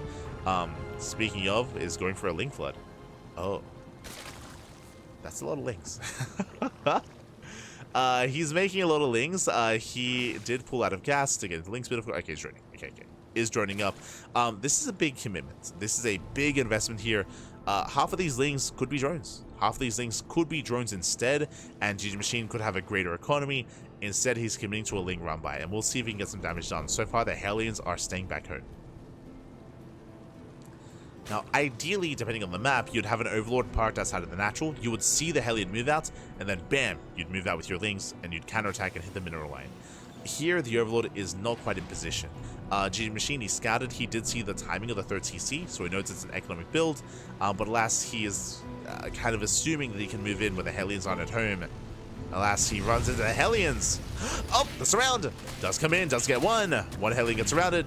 Oh, barely should fall. But more Hellions have arrived. Banshee back at home as well, and ByuN holds. ByuN does hold on. This investment into all these Lings was not worth it. This is not worth it here for GgMaChine back at home. Baneliness first. Okay. Early Baneliness here out of GgMaChine. This is really safe. Very safe. If ByuN was going for a Hellbat push, then the Baneliness would be done in time and would be able to defend against Hellbats. We can see that it's a standard build out of ByuN, so there's no Hellbats to be concerned by. Otherwise, I guess you could be a little bit more aggressive with this, but this will delay the lair. It's going to be a, 5-minute lair timing here from GgMaChine, so a later lair instead. This is going to delay Baneling speed. So on the one hand, yes, there are early Banelings, but if you don't need them, it is a bit of a waste here. So it's overly safe play from GgMaChine. And this is going to slow down his overall tech. ByuN back at home, getting his third. Getting it up and running. Getting to his own 3-1-1 setup into Stim. Into a Rax explosion as well. Getting into 5 Raxes. So he has his 5 rack setup. The Banshees, they were stuck at home because of the Hellions or because of the Ling aggression, but now they're breaking out. As a reminder, there's no cloak. There's no cloak for the Banshees, so just vanilla Banshees. They're moving out to gain map control to deny some creep. Again, you can see that the Hellions have not been active at all. That's because it's so difficult to be active with the Hellions on Neon Violet Square and to not get surrounded. It's just so wide open and there's just so much creep. So the Hellions are staying back instead. Meanwhile, GgMaChine is just securing his side of the map. Going into Baneling speed, double upgrades. Ooh, and that is a fast infestation pit. Now, if we were casting a player like Dark, for example, I would assume this is Ling Bane into Ultra. Ling Bane into Hive into Ultras. I want to still stand by that here for GgMaChine. We'll see if he throws down a Hydra Den. If he doesn't throw down a Hydra Den anytime soon, this should be Ling Bane Ultra. Meanwhile, GgMaChine does go for the gold. So far, gets it fully up and running, fully saturated. Queens, they try to keep up, and they will zone away the Banshees. Banshees are zoned. GgMaChine massing up his Ling Bane. Is running up to 77. A solid drone count, considering the gold base as well with a boosted economy. GgMaChine is looking ideal, and now he has to build up his army. Speaking of, here comes that 7-minute timing. That 7-minute push. What do we have? We have Stim, we have 1-1. No tanks. No tanks with this. It's going to be a Hellion Widowmine instead. Interesting variation here by ByuN. And the goal is to break the fourth. To break the gold. Maiden speed is done. GgMaChine diving in. On the bite shots. Does force friendly fire. And GgMaChine, he holds. He does hold, and he doesn't have to chase this. Bear that in mind. He doesn't have to chase this off a creep. Just has to calm down, take the fights that he can, and slow down the push. Main road record once again through the GgMaChine. Bite shot going up. And we're getting a little bit adventurous here. We do force the pickup. GgMaChine does take the fight. Does force back ByuN. Oh, is he going to commit in? He shouldn't. Yeah, he backs off. Sees the reinforcements. Respects it. Does retreat. Hive is almost done. Show us that Ultra Cavern. Hive has completed. Goal base back up and running. Getting another expansion towards the top side. Joining up to 83. We have our initial Vipers as well to support. No further tech yet. GgMaChine, he doesn't have the gas for it. Uh-oh. He's lacking in the gas. Double drop into the main. GgMaChine trying to keep up. ByuN rotating over towards the top side. GgMaChine out of position. Okay. He's getting ready for this. He's splitting up. Rough fight in the main. As we do drop in, there's that Ultra Cavern, but before we get into Ultras, here comes ByuN. And GgMaChine, he overreacts. He overreacts here to the drop. He's out of position. He's being pulled apart. Drones are going down. And GgMaChine is falling apart here. He had the army to defend, but was just torn apart left and right by the drop play. And we're not going to get into Ultras, are we? Like, the Ultra Cavern's on the way, but already brutal damage. The base is going to go down. Mining is denied. 15 drone kills. Initially, the defense of the gold base was solid, but here he just could not keep up. Ling Rame gets deflected. Base goes down. ByuN just keeps on going. And he's going to break GgMaChine. Where are the Bailings? There are none back at home. The Lings, they try to catch reinforcements. They get completely shut down.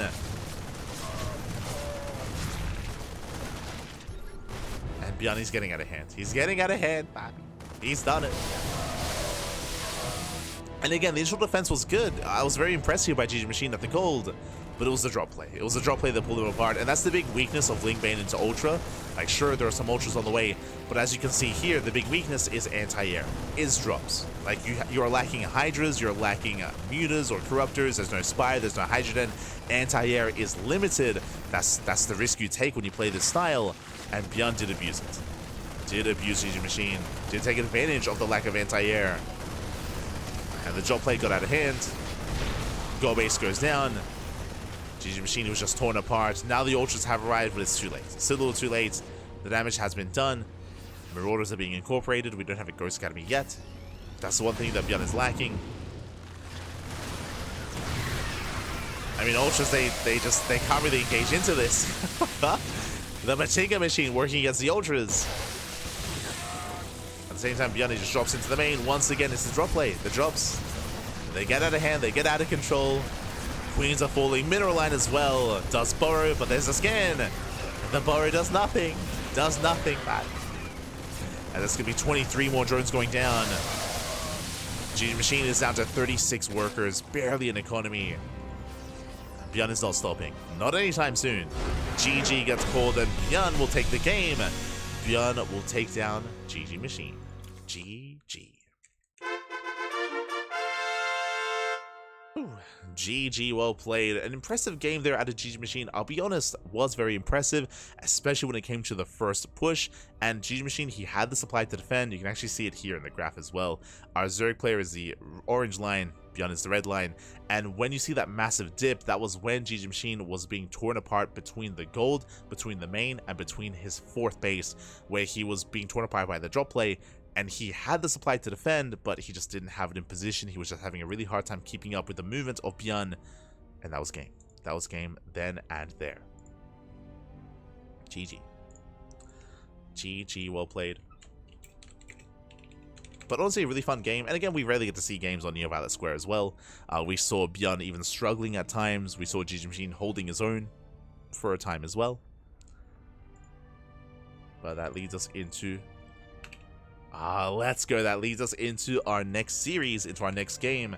We have our next challenger. We were teasing him earlier, of course. He was supposed to be stepping into the ring, but it was unavailable at the time. But this time he's ready. This time he's ready. This time he's with us.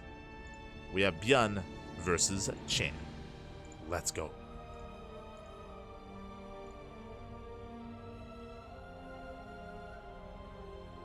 El Chamaco back. El Chamaco.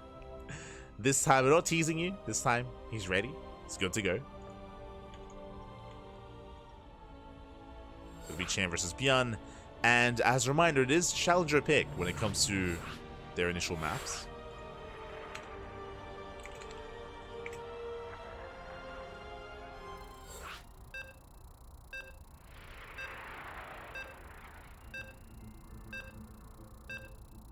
There we go. We do have that map.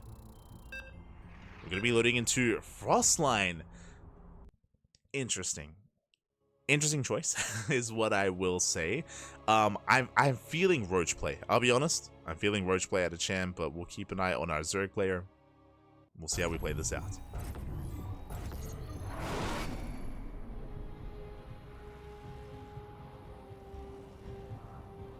And spawning in the top right-hand corner of Frostline, we have our South Korean Terran player. We have the current reigning King of the Hill, representing Shopify, with 6 wins under his belt. It is ByuN. Now tied with Spirit's win streak.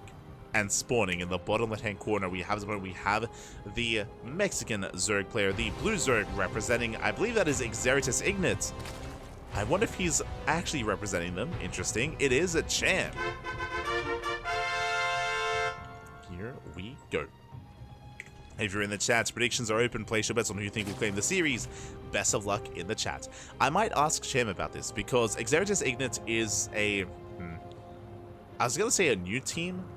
It's a team that was founded, I want to say like 2022, like COVID era, maybe 2021, like around the COVID era of StarCraft, is a Latin American team, but they kind of dissolved their pro roster like in 2023, like they only lasted a couple of years, so it's interesting to see Cham join them once again, as it's been a while since I've seen Xeritus Ignite represented, so curious. I wonder if they, if this is just for like clan wars, or if he is representing them like properly. We'll most likely ask him after this. I know that a lot of the Latin American teams do have a lot of clan wars and do compete in a lot of team leagues as well.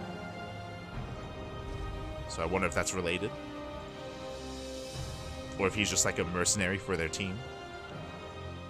From here, though, we do have our economic opener, standard opener, Rax expand here out of ByuN, Cham going for his own standard opener as well. Now, what I'm most curious by here is the map of choice. We have loaded into Frostline. Now, on Frostline, it is an open map, true. It is often vetoed in this matchup for good reason, and we have seen many a Terran player attempt and fail to defend their bases.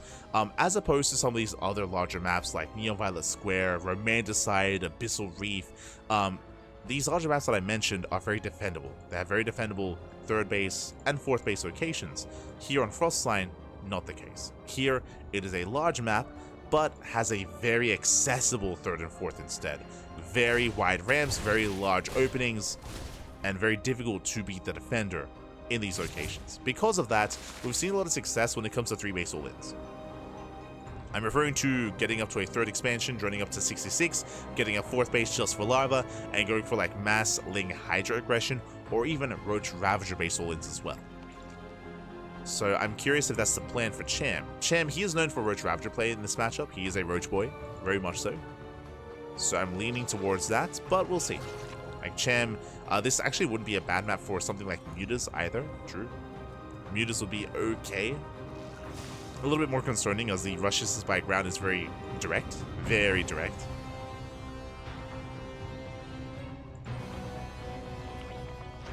Back at home, ByuN going for a third CC into Banshee. Against GgMaChine, we saw this was Cloakless, was Vanilla Banshee.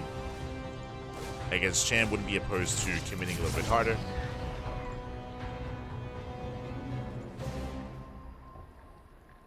We are setting up.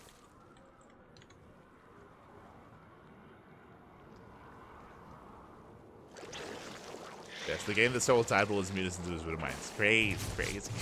Man, that'll create a lasting memory. 100%. Hellions, they dive into the middle line. 3 drones going to be going down already. I just realized no link speed. And there's no link speed for a reason. I believe this should be for a faster lair. Keep an eye on Cham. Link speed is nowhere to be found. They're very suspect. We're waiting for that lair. We're waiting for those roaches. There it is. Lair is on the way. Gas is now being taken. Technically, you could argue, oh, could this be muted play? It could be muted play, but the lack of link speed makes it feel like it shouldn't be mutas. It should be roaches. We're waiting for that takeoff choice. Oh, never mind. Paling Nest, not a roach warren. Which means we might see extra gases. Yep, we have 2 gases in the main, and we have 2 gases in the natural. This should be muta. Which is crazy to do this without link speed, by the way. It's very risky. Very risky. As you are so vulnerable to Hellion dives. Okay. You have my attention. You have my attention. Este chamaco. Hellions looking for a dive. Queens are keeping up. Behind this, we have our 3-1-1 setup with Stim. And with the completion of the lair, we are looking for that Spire. Lair is done. There it is, Spire behind the natural. Okay, now, ByuN, upon noticing no link speed, that is a tell. That is a tell here that something is wrong. And ByuN, he's aware of that. He's dipping in. He's trying to get a read on what's going on. Link speed is now halfway done, but very late here for Cham.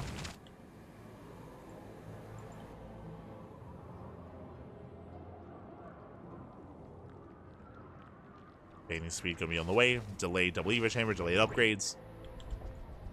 Banshees, they make their way into the main. And going into the main was, oh, never mind. I was gonna say, if he had seen the spawning pool, and if he had seen the spawning pool just now researching, that would be a tell, because it should not be researching this late into the game. But alas, the queens will deflect, and ByuN does not scout. He does not see the spawning pool. Does not see the researching link speed. Likewise, hasn't seen the gases. Still very limited information here for ByuN. He's getting into his standard follow-up here into bio play, into Widow Mines. But he's not set up at home. He has no turrets, he has nothing in position. Muta production has begun. And we could end up in a weird place here, where mutas are on the way, unscouted, but at the same time ByuN is pushing. And I'm not so sure that Cham can defend. He has some Ling Bane. He has 5 Balings. He should have 8 Balings. They will have Baling speed, but yeah, this base is going to be denied. ByuN steps in. He wants the queens. He gets 1. He gets both. Yeah, both queens go down, and there's no saving this expansion. It will finish. He's going for it. Go for the dive. Hellbats morph in. Balings, they crash forward. And the Hellbats are abandoned. ByuN, he does boost away. Cham holds. I'm impressed. Whew, very impressed here. He does hold into the expansion. Hellbats are going to fall. But the mutas, they're forced to be revealed. They are revealed here. And defensively, mutas are not ideal. They get 1 Banshee, but they cannot engage this army head on. We need as much Ling Bane as possible. Mutas are going for a backstab. ByuN, he wants that expansion. It's down to less than half HP. He should get it. I mean, he should have initially. But the base should fall. And Cham is going for a counterattack instead. Oh, there are Widow Mines. Boys being pulled away. SCVs are going to be fighting, actually. Nice mine shots. Mines go off. Back at home. Expansion barely saved. Oh my god. Cham. He's holding. He's holding. He catches out the Marines. Marines are going down one after the other. There's barely any Marines left. Mutas, they catch the Banshee. And Cham holds. He defends back at home. He somehow saves the expansion. I don't know how, by the way. It's so close to falling. And ByuN did have a couple of Marines left over. But he didn't commit. He did not commit. Barely survived. There's a transfuse. Cham, he's holding. He's kind of pulling this off. It's still on a knife's edge, still very much so. Like, it's still a very fragile army, and there are so many Widow Mines. Speaking of, ooh, brutal mine connection on the Banelings. Banelings get shut down. And Cham, he cannot fight this. He cannot engage with the main ByuN army. He has to just poke and prod. Has to avoid the main fight. These mutas, they are one fight away from just evaporating. One bad fight away from evaporating, I should say. Bit of Thor production on the way here for ByuN.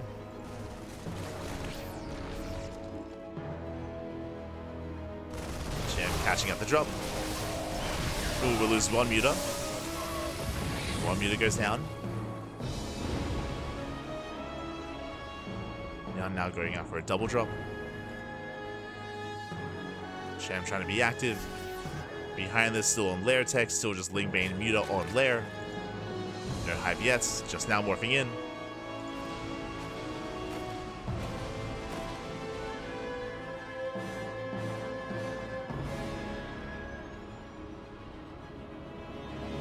Let's move forward. Do we have any turrets? We do. Okay, there are turrets back at home. Mutas, they catch one, they catch two Widow Mines, not bad.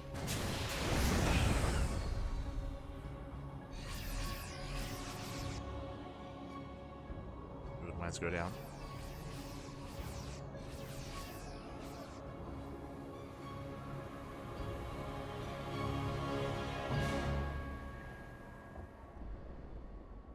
The last ByuN, he's not being broken. Ideally, these mutas want to be dealing economic damage, right? They want to contain the Terran and be picking away at SCVs, catching out some stray units here and there, but that's not really happening here. The medevacs survive. ByuN gets a 4th base. ByuN is gonna max. And I do favor ByuN with a maxed out army.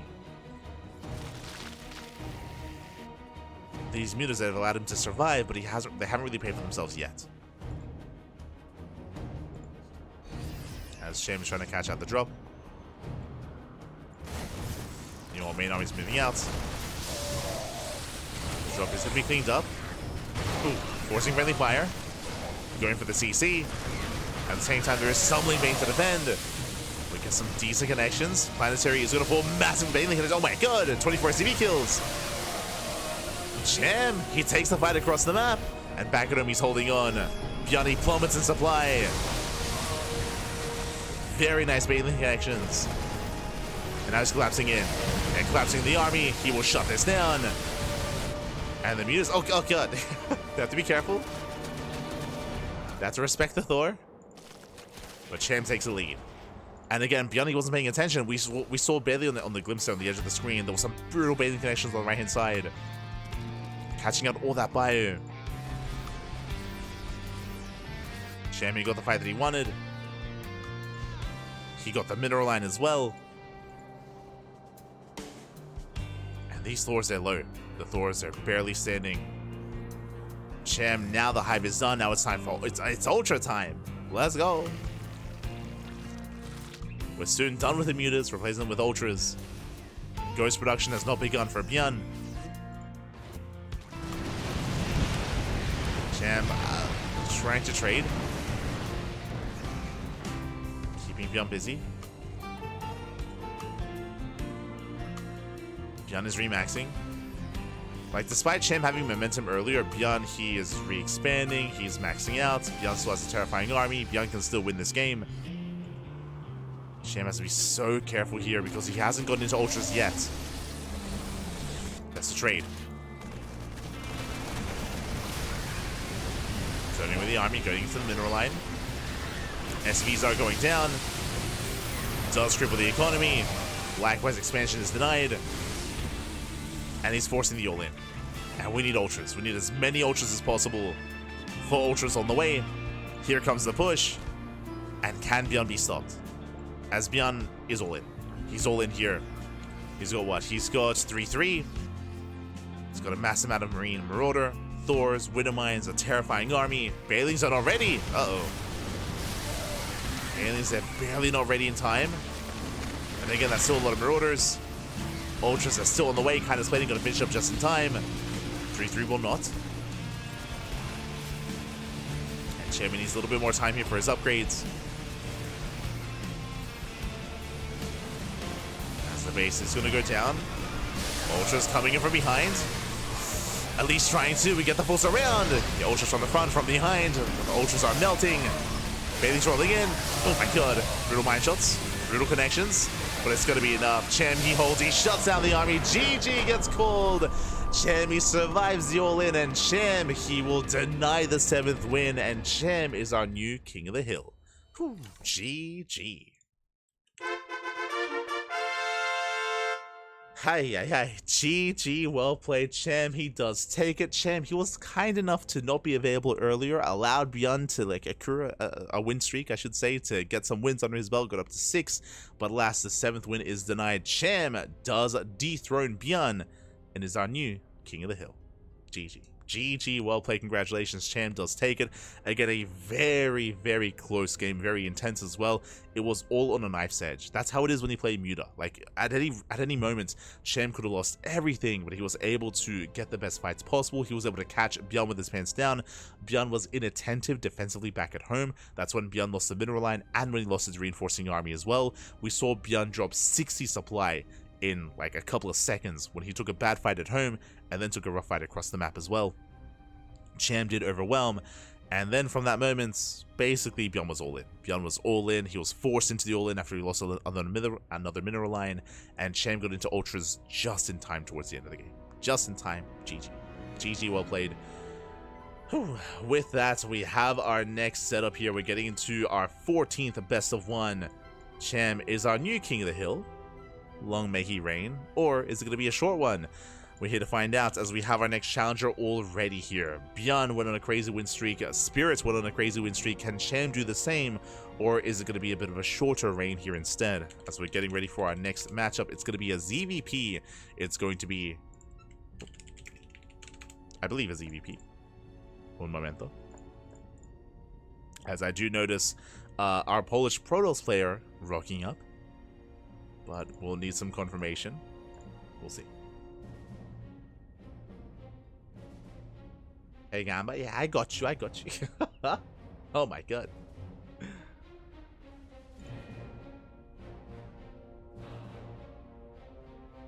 Yeah, we have confirmation. Up next is going to be a best of 1 between Cham and Gerald. Oh boy. And this is a rematch. Cham and Gerald, they have a history. They have a back and forth history. They often do trade blows. This could go either way, to be honest. Could go either way. We've seen Cham win in longer series. We've seen Gerald win in longer series. Cham is hyper aggressive. If you remember, the last time we casted these two in a King of the Hill best of 1, Cham, he 12 pulled drone pulled. And the game ended real fast and real quick. It was over then and there. So again, Cham, he is very aggressive in this matchup. In ZVP, we expect aggression, we expect all-ins, but it makes sense what map we're loading into. In this matchup, Gerald, his map of choice, Abyssal Reef, a very defensive map.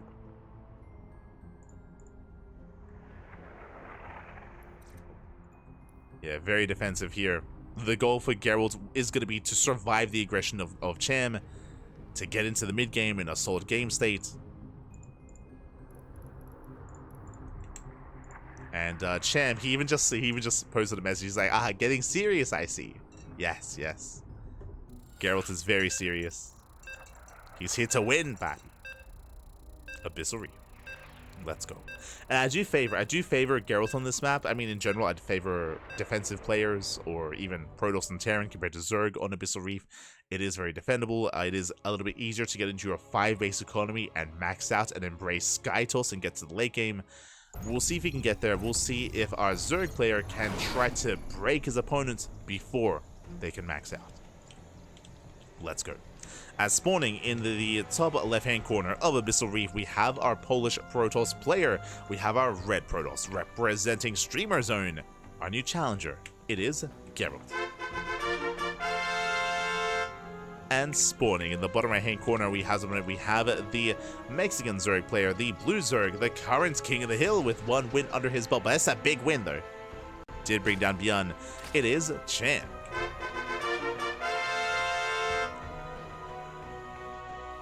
Here we go.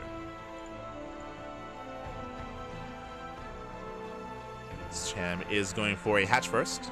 important to take note. It's going to be hatch first here out of Cham. And again, welcome on to Abyssal Reef. This is actually the first time we're playing on this map all night, all day. Once again, also a commonly vetoed map in the map pool. Is a very large map. Not as large as Neon Violet Square. It is second only to Neon Violet Square, but a large map nonetheless, and also very defendable. The natural base has a very narrow ramp coming into the natural, so very defendable location here, very difficult to break early on.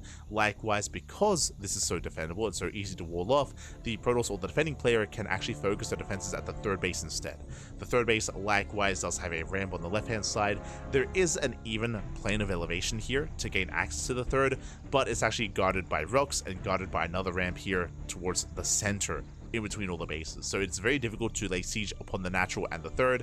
Likewise, the fourth base is very easy to expand to and to maintain, the fifth base as well. Like, it isn't just how defendable these bases are, it's also how close they are. You can see natural, third, fourth, fifth. The 5 base setup is all very congested, and it's quite easy to rotate between the bases to defend. So rotating and securing this kind of corner of the map is a little bit easier than on other maps. Because of that, we often see longer and later games on Abyssal Reef. Where it gets more difficult to expand is the 6th base, whether it's this base here on the right or this southern base. They're very isolated, they're very spread out, so the 6th expansion can be a problem for certain, but up until then it is a little bit more secure, and yeah, it's a little bit more stable to get into your 5 base setup. So it makes sense that Gerald would go for this map against Cham. Again, Cham is very aggressive in this matchup. We'll see how Cham will approach this. Now, referring to what the Zerg player can do, we did see Muta play earlier against ByuN. I do want to say that that Muta play is also viable here as well. Before I forget, my apologies. Gamba time. Predictions are open. Place your bets on who you think will claim the series. Thankfully, nothing major has happened yet, but predictions are open, so you can place your bets on who you think will take this. Will Gerald survive Cham? Will Cham break Gerald? Best of luck. Best of luck with your predictions. Casting second only to Pig Imo. Both of you are the only ones who explain what's happening, why it matters, while also casting the events. Oh, thank you. Thank you, puppy. Thank you. Do appreciate it. I actually have casted with Pig before. Maybe he rubbed off on me. I don't know. We casted many years ago at this point, back in 2021, I want to say. Obviously, we're both in Australia, and we both casted in an Australian land together. Long time ago. Casted ANZ champs. ANZ champs. Good time, good time. Good times, man. Good times. But thank you. Do appreciate it. So now it is going to be the Stargate opener. Stargate out of Gerald. Going for the Oracle across the map towards the main. So far, the Queens are in position. Despite that, oh, gets one drone, gets one, gets two. Not bad. Takes a lot of hull damage, but does escape. Does get away behind this. Ooh, that's going to be an earlier Twilight Council. Gerald's being more aggressive. So it's going to be third base into Twilight Council. I don't see a Forge. This feels like early Glaives. This could be one of two things. Early Glaive Adepts or early Blink. Lings, they do scout the timing of the tech. Cham does confirm the Twilight Council. Cham doesn't get much else done. As the second Oracle moves out. And show us what you got. Do we go for Glaives? Do we go for Blink? Blink would be more defensive. Glaives is going to be more aggressive. Oracle finds two more drones. Oh, but does overextend. And is one shot away from going down. Gets 6 in total. And will get away. Cham opening up layer first, and we have the answer. It is going to be Blink. Okay, Blink is on the way. Now, if you recall earlier, we spoke about how aggressive Cham is and how defensive Gerald wants to be, and how that's why he chose Abyssal Reef as the map. This leans into that as well. Early Blink, what does this mean? This is not standard. This is very safe. What this means is that if Cham was going for a 2-base all-in or even a 2.5 base all-in, Blink would be done in time. Blink would be done early enough to defend against the all-in and to protect the third. So very safe play. The downside is that this delays the Forge. As you can see, the Forge only just now finished, and +1 is late. So later +1, but earlier Blink. So there is a bit of a back and forth here. Likewise, we do see our follow-up. Gerald, he's not going into Colossus as the splash damage of choice, going into Storm. So +1 Blink into Storm. Meanwhile, Cham back at home is getting into +1 melee. Typically, if you go +1 melee, the goal is to skip roaches. So there's going to be Ling Hydra out of Cham. So plus 1 melee into Ling. Oh, never mind. I assumed it was going to be Ling Hydra. Never mind, it's going to be Ling into Muta. Spire has been thrown down. Meanwhile, the Queen's getting caught off a creep. No transfuse. 2 Queens go down. Nice catch here from Gerald. Takes down the Queens, hoping for a cancel, but he should be deflected. It's going to be close, though. It's going to be very close. The base is getting low, and we should force a cancel just in time. Gerald, he gets what he wanted. Does pull away. And does he scout? But now trading against the Lings. Spire is on the way. If you recall, at the start of the game, we did mention how Cham went Muta against ByuN, and Muta is a viable option here on Abyssal Reef. Mutas are a way to bypass the otherwise defensive nature of this map. You can dip in between the bases, into the natural, the main, the third base, and how close all these bases are suddenly works against the defending player, because now it's easier for the Mutas to rotate between all the mineral lines. So Muta play is a little bit more popular on this map as a result. A little bit more popular on Abyssal Reef. Meanwhile, Gerald, he's going into Storm, and he's turtling. He's turtling into Sky Toss. We have 2 more Stargates on the way. You may be thinking, oh, did he scout the Spire? Is he getting ready for Phoenixes? No, it's just Sky Toss. And by happen chance, once he sees the Mutas, he can turn this into an anti... Oh, there we go. Phoenixes are on the way. Yeah. Phoenixes are on the way. He didn't see the Spire here, but looks like he has pieced it together. And he's getting ready. Shield batteries, yep, safety cannons as well. May have caught no glimpse of the Mutas themselves, as I believe they have now popped in. Yeah, Mutas are on the way. Mutas are on the way. Anion Pulse Crystals here. A very strong response by Gerald, making 3 Phoenixes at a time. And these Mutas are going to have a hard time finding any damage here. The cannons are ready. Gerald, though, he's distracted. He's out of position. Mutas, they dive in. Probes are going down. And the Phoenixes are revealed. Already getting 1, getting 2 Mutas. 2 Mutas do fall. Now Cham, he is committed. He is not going into Roaches. Remember, there was no Roach Warren, so there's no ground army, really. It's Muta, Ling, into Corruptor, getting +1 air attack. Now, the role of the Corruptors here are to tank and to deal with the Phoenixes. Corruptors, they do a great job at tanking, at zoning Phoenixes away. This also tells us that Cham most likely wants to commit to more Mutas. Commit into his air composition. As there's still no Hydrogen. If he wanted to, he could throw in a Hydrogen and switch into Hydra Lurker. Like, that is a viable option here for Cham, but nah, yeah, more Mutas. More Mutas. He commits into the Sky Zerg, into the Spire Tech. So far, Gerald's doing all the correct moves, going Mass Phoenix, into Blink Stalker, now into Tempest production, getting into that Sky Toss that he so wanted to do in the beginning. Getting into a Sky Toss.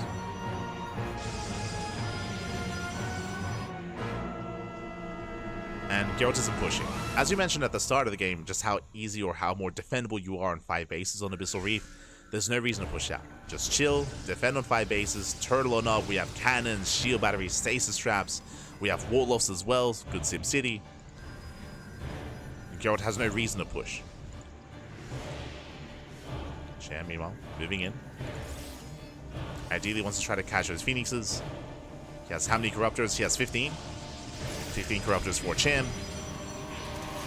Does catch out the Oracle. Nice Stasis though. Stasis does pop off. Storm's coming in. Oh! Yeah, beautiful, brutal Storm here on those Mutas. First Storm does connect. Mutas force back, waiting for another Storm. And it does come in. These are rough trades here for Cham. Does take a Storm to the face, and there are more Storms where that came from. And the Tempests are revealed. And this is where I worry for Cham. Cham is still making more Mutas. This was a rough start.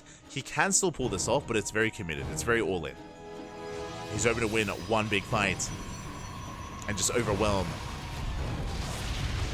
Oh. So now does push forward. Gerald's still holding on to those Storms, catching reinforcements. Oh my god! 5 Mutas, they go down for free. Brutal losses. At the same time, Lings, they do hit that center expansion. They're going for the 5th. But there are Zealots. Likewise, Storm on the Mutas. Mutas, they get very low. So many of them go down. Looks like the expansion may fall. But the Charged Archon should be able to hold its own. Oh my god. Yeah, almost every Muta goes down. 1 Muta survives. And Gerald holds. Gerald defends, didn't lose any workers. He lost zealots, he lost phoenixes. But he maintains the army. And Cham, he's not ready for Broodlords. He's not set up for it. Hive just began. The Hive just began. There's no Broodlord switch. It's just Ling Muta. And more mutas are coming in. Gerald, he defends well. He preserves the economy. Gerald, he's on 94 probes. I would say too many workers at this point, but 94, okay. Does mean his main army is going to be smaller. But now getting to more Tempest. Ideally more High Templar and Archons. He only has 3 High Templar so far. But Cham has been ramming his face into this brick wall of Protoss, and Gerald, he refuses to relent. He's unrelenting. Cham going into Neural. Okay. Going into Infestors. Hive is almost done. That should be for the Greater Spire. To get into Corrupted Broodlord, I would imagine, into Broodlord Infestor. Would make the most sense here for Cham. Oh, never mind. Going into Ultras. Okay. I mean, he does have some melee upgrades. So Ultras, that can be an answer. Typically, the Ultras in this kind of in this kind of composition, the goal of the Ultras is to hunt down the High Templar. Ideally, the Ultras, they move in, they bait out the storms, they kill the High Templar, and then the rest of the army can engage. Once the High Templar are non-factor.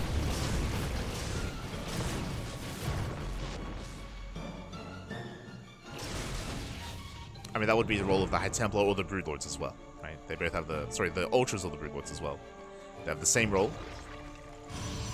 to deal with the storms. Greater Spire's on the way. Hive is now done. Ultras are in production. Here comes Gerald. For the first time this game, by the way, it's up until this point, he has not pushed, but here comes the main army. He finally breaks out 13 minutes in. And it's quite an army. Ultra's not ready. The base is going to go down. Cham is trying to set up. Remember, he has no Broodlords. Ultras are still in production, and they take a long time. They take a long time to produce. Gerald gets a free expansion. Backs off. Backs off. He's deep on creep. He has no detection. Playing it safe. Cham looking for a better angle of attack. Trying to find an opening. Tempest, they punish.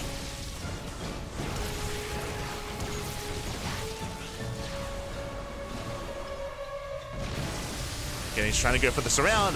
Brutal slows out the storms. Oh my god, the storms, they shut down the Lings, they shut down the mutas. One more storm, the mutas, they just crumble. Every muta goes down. Ultras are diving in. But alas, it looks like there's just too much Protoss here. The Tempest, they stand strong. There's 2 Ultras left. Oh, can he break through? And the Ultras go down. The Sky Army as well. And Gerald, he overwhelms. He overwhelms the army, takes down the Ultras, the Lings, the Mutas, and the Corruptor. And Cham, he has nothing. he lost everything. That was his entire army. Now, he is remaxing. He's remaxing on 5 Ultras and mainly Ling. A couple of Corruptors. But that was just such a rough fight. He took every storm to the face. You couldn't get better storms. That was that was insane.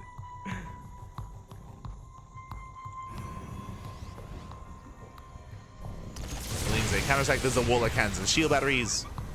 We spoke earlier how the difficult part of expanding on this map is getting the 6th base, and Gerald, he got it. He got the 6th. I mean, that was meant to be like the big milestone here for him. And he got this expansion. Now he's getting the 7th base as well. Geralt is going to get a hand. He's getting out of control. Cham, he has to end it here, and now he's going for the High Templar. Does force in a couple of Archons. High Templar are exposed. And the High Templar are going down. Despite that, though, the damage has been done. And storms did pop up. And Geralt holds. Geralt, he holds, he defends, he shuts down the army. And Cham, he's broke. He's out of money. He's out of minerals. He's out of gas. Geralt is maxed, and Cham, he cannot max out. He's stuck at 130 supply. That was everything that Cham had left. Man, look at that Tempest army. Jesus. That's a lot of Tempest. And sure, Cham, he's got a Greater Spire. He can try to go into like Brood Lord, Infestor, Corruptor, but he doesn't have the money for it. Doesn't have the money for it. Gerald, he's on 99 probes. Again, I would say too many workers at this point, but it's working, I guess. I mean, that could be 20 less probes, and that could be like more Archons and more High Templar, to be honest, but it's fine. It's fine.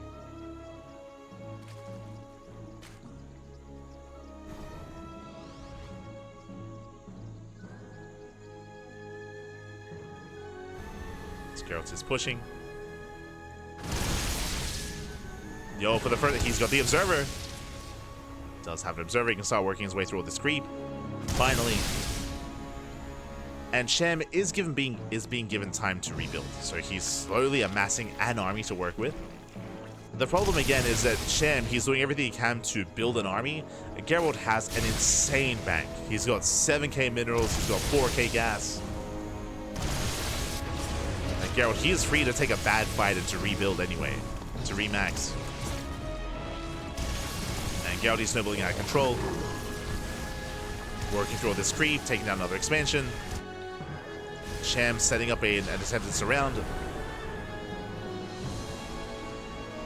He's rotating over, keeping up with the army. Fungal's coming in.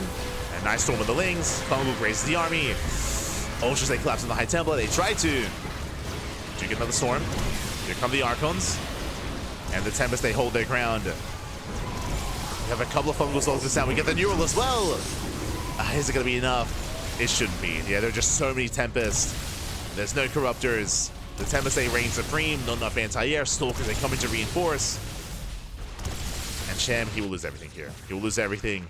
He's scuttling away with our 2 survivors. With the Infestors. And Gerald, he's still looking solid. It's looking good. He's looking good here. And again, shout out to Cham, because Cham, he put in a lot of hard work to bring down ByuN. He was the one to... everyone thought he was ByuN-stoppable. No. Not ByuN-stoppable. Not against Cham, but Gerald does prove to be an even greater threat here. With his map of choice. Against a more aggressive player. Gerald, for almost the entire game, he was in control. There was definitely a moment for Cham when he initially went into Mutas, but remember, he got scouted. Gerald, he went into NightPhoenix, then into Skytoss. The Mutas were lackluster. He did have a decent fight with his Corruptors where he was able to reset the Phoenix counts, but outside of that, he never really threatened the bases or threatened the economy of Gerald. Gerald, he defended well, and that led into this game state. Led into Gerald taking an 8th expansion, which is crazy. Takes this entire half of the map, pushing forward. How many Tempests does he have? He's got 12! 12 Tempests for Gerald. Spire is exposed. It's going to go down.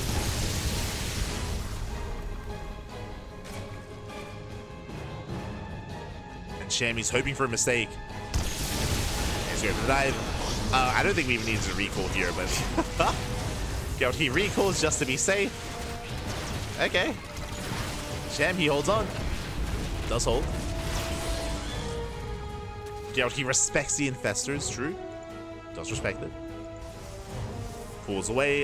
Cham, he can take down this expansion. But again, Gerald, he's fine. He's chilling. He can move in from behind. Does he have detection? He does not. Oh. Mural's coming in. It does commit, does go for the dive. And Infestors, they're falling one after the other. GG gets called. Gerald, he will snowball out of control, and Gerald will take the game, and he's our new King of the Hill. GG.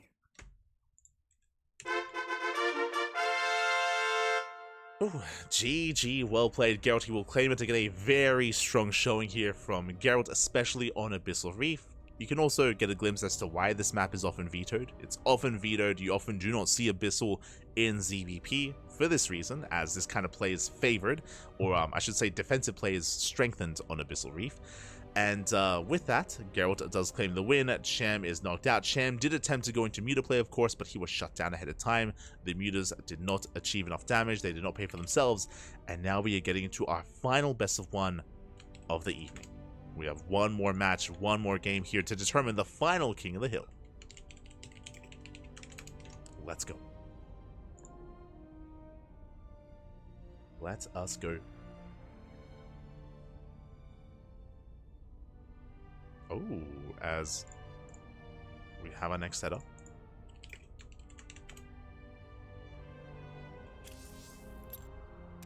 Looks like we have a revived player, actually. Let's go. We have a revived player here. He was knocked out earlier in the broadcast, but has returned. Has returned to get his revenge. As the final best of one is going to be between Gerald and Nicoract. Let's go. Again, Nicoract, he did go down earlier to Spirit. He was actually the final player that fell to Spirit before Spirit did have to, or before he had to leave and before he had to head off. But now he's back. Now Nicoract, he's back. And I would say that this is going to be a strong contender here. Nicoract, I would say his best matchup is TVP. 100%. 100% his best matchup is TVP. It was maybe a month ago at this point, Nicoract was able to defeat MaxPax 2-1, did knock him out of a War DCV Monday. It was a crazy intense series. Likewise, Nicoract, he's taken maps off of Hero as well.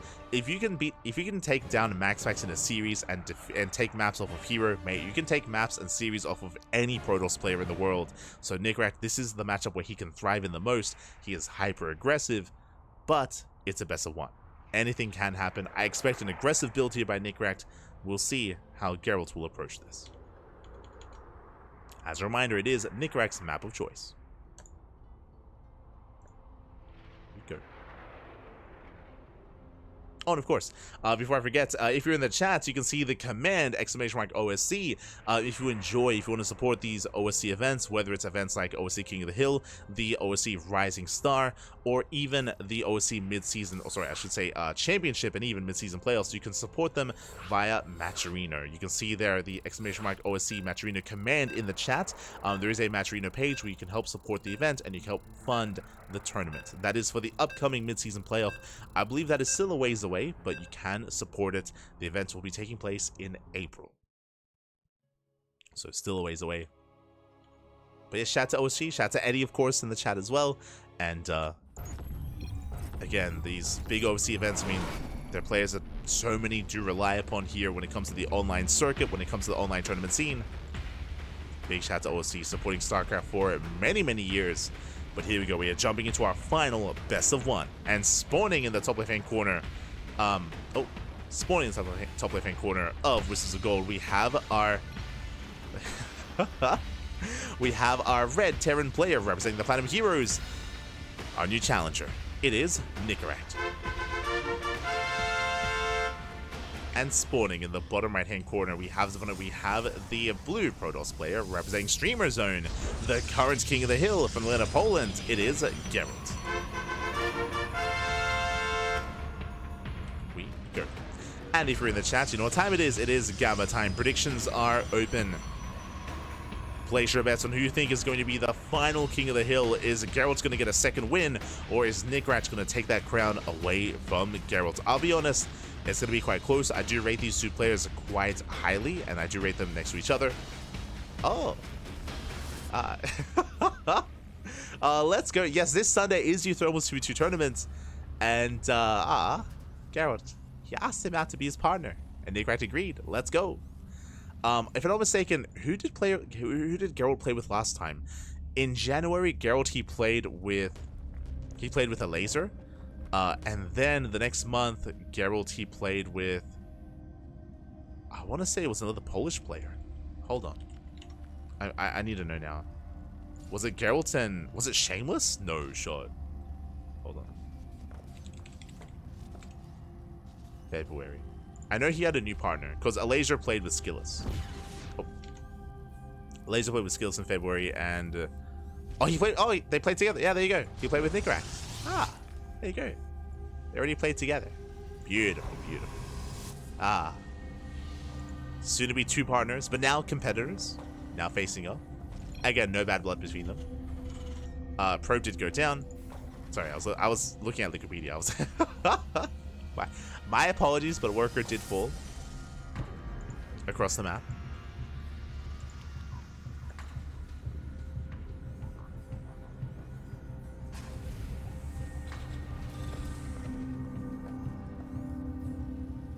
No, did he lose the worker to an SCV? I feel like I missed out because the Reaper doesn't have a kill. Yeah, it was the SCV. Okay, it was the SCV. Never mind. Crazy. Sorry, I was distracted looking at Wikipedia. For now, the Gerald, he does move out.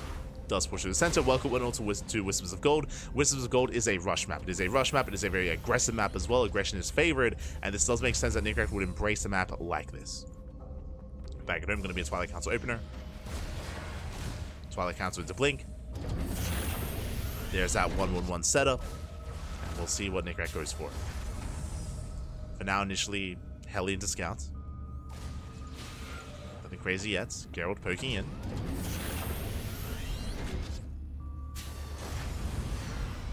Does poke in, commits to the shade, gets behind the mineral line. Going for the SCVs. The Reaper does go down. Nice big off here by Gerald. And comes in for a flank. Gets the Reaper, but doesn't get the workers. Yeah, SCVs do survive. That was only one SCV going down. That was a scouting SCV. Nicoract holds. Nicoract, he does hold. Gerald's back at home, trying to reinforce, getting to his own robo, getting to his blink, of course. Does rally his stalkers across the map, trying to contain. Speaking of, Nicoract will soon go for his drop. He's massing up Hellions, going for a Hellion drop, not proxied. Okay, I see you, has potential.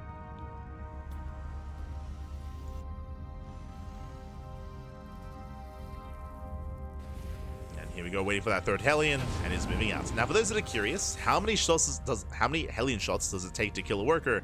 3. It takes 3 Hellions to one-shot a probe. And if workers line up, these 3 Hellions, they can wreak havoc. It can be devastating.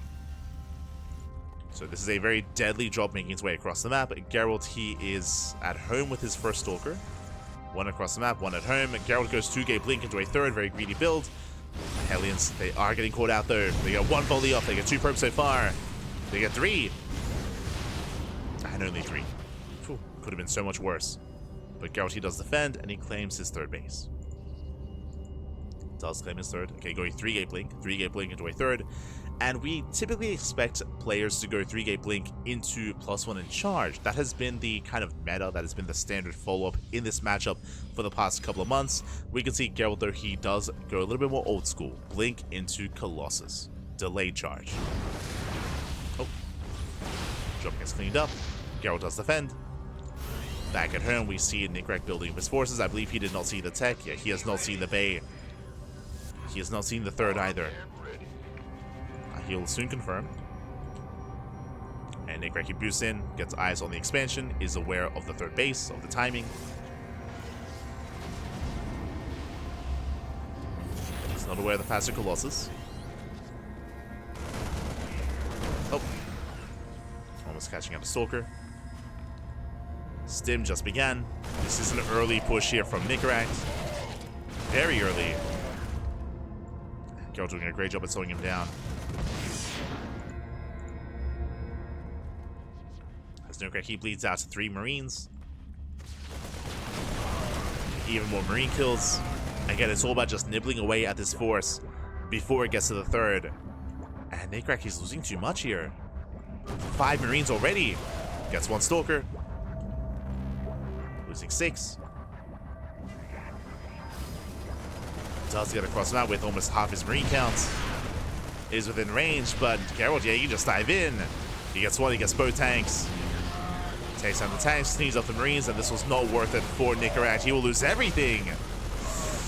He gets a handful of probes, but this is not worth it. Colossus is revealed, and Nicoract, he is hurting. He lost 2 tanks. He lost how many Marines in total? 15. 15 Marines, 2 tanks, and what did he get for it? He got a handful of Stalkers. He did not touch the base. He did not break the third. Oh boy. And with that, Gerald, he gains map control. Nicoract, he's in trouble. He's pinned back. He has no defensive tanks. He has no bunkers. Gerald, he can delay the CC, and he will. Goes to the blink, goes to the dive. Command center is delayed. The mine's getting targeted down. The observer gets missed. He misses both observers. No. Gerald, he sees everything. Blinks back in. And Nicoract is just being torn apart here. Barely don't keep up. Gerald is going to have to recall. Lose one stalker in the process. Just the one stalker. Oh, no. No. He's looking. He knows it's there. He knows it's somewhere, but the observers, they escape the scans. 2 scans being spent. Not a single observer goes down. It's a rough game here for Nicoract. Just now getting his 3rd. Feels observer, man. Like, he hears it. Like, he knows it's there.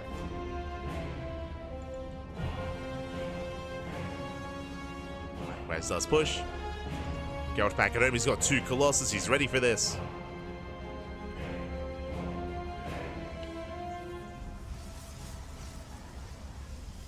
He's ready. He's in position. Likewise, auto charge here towards the natural. Nicoract, he needs to somehow catch out those Colossi. He can make this worth it. Somehow catch the main army. Getting his 3rd base up and running. I mean, hey, the economy here is looking decent for Nicoract. I'm a little bit surprised here. Gerald, he'd never go to 4th. His 4th base is actually very late. It's a late 4th base for Gerald. Typically, you want the 4th base as the 3rd is being taken, but Gerald, his expansions are late. We'll catch out the Vikings. I mean, he still has 3 Colossus to make up for that. True. It's a lot of Colossi. Nice force fields. Looking down the Marauders. Widow Mine's going down. Mine shots, they do not go off. Again, shout out to the MVP observer. Seeing everything here. Revealing those Widow Mines. Gerald, he does take the fight. As he's getting his 3rd. Sorry, as he's getting his 4th base. Getting into Storm. Storm is on the way. +1. Building up his splash damage. Nicoract back at home. Trying to recover. I mean, still has a comparable army, don't get me wrong. Still comparable. Oh. Gerald up to 4 Jesus. It's got 4 Colossus. That's a lot of Colossi. It's a lot. There's not that many Vikings. 4 Vikings for the time being. Colossus moving in. Oh, they do get exposed. First Colossus is going to go down. Massive storms. And storms do punish. Stalkers, they dive in. They go for the dive. They go for the Vikings. But not enough Stalkers, and there are so many Vikings here. Gerald is ever extending. It looks like he will lose his army. The Archon's High Templar and the Colossus. Gerald has to pull away. Still quite close. Vikings barely going down. Yeah, it's such a close fight here, but the Colossus, they survive. They barely live. Gerald, he takes it. Chases him down. Zealots coming from behind, catching out the ghosts. Viking gets started. GG gets called. Gerald, he barely breaks through, and Gerald, he will take the game. He will remain the final King of the Hill. GG. GG, well played. A very nice target firing out of Gerald time and time again. He would focus down those Vikings as quickly as possible. We did see Gerald did overextend for a moment towards the end of that game, well then Nicoract overextended. He tried to chase him down. He was punished for it. Reinforcements arrived just in time, and Gerald, he broke the back of Nicoract. It was an intense game, back and forth in its own way, but in the end, GG. GG, well played. Gerald, he does claim it. He is our final King of the Hill. GG. GG, well played with 2 wins in the end. Again, a very intense tournament tonight here. We had some banger matches, especially towards the end. I'm referring to Cham series, Gerald as well, Nicoract. Great way to end the broadcast. And let's catch up on those matches. Let's figure out where we are. Un momento.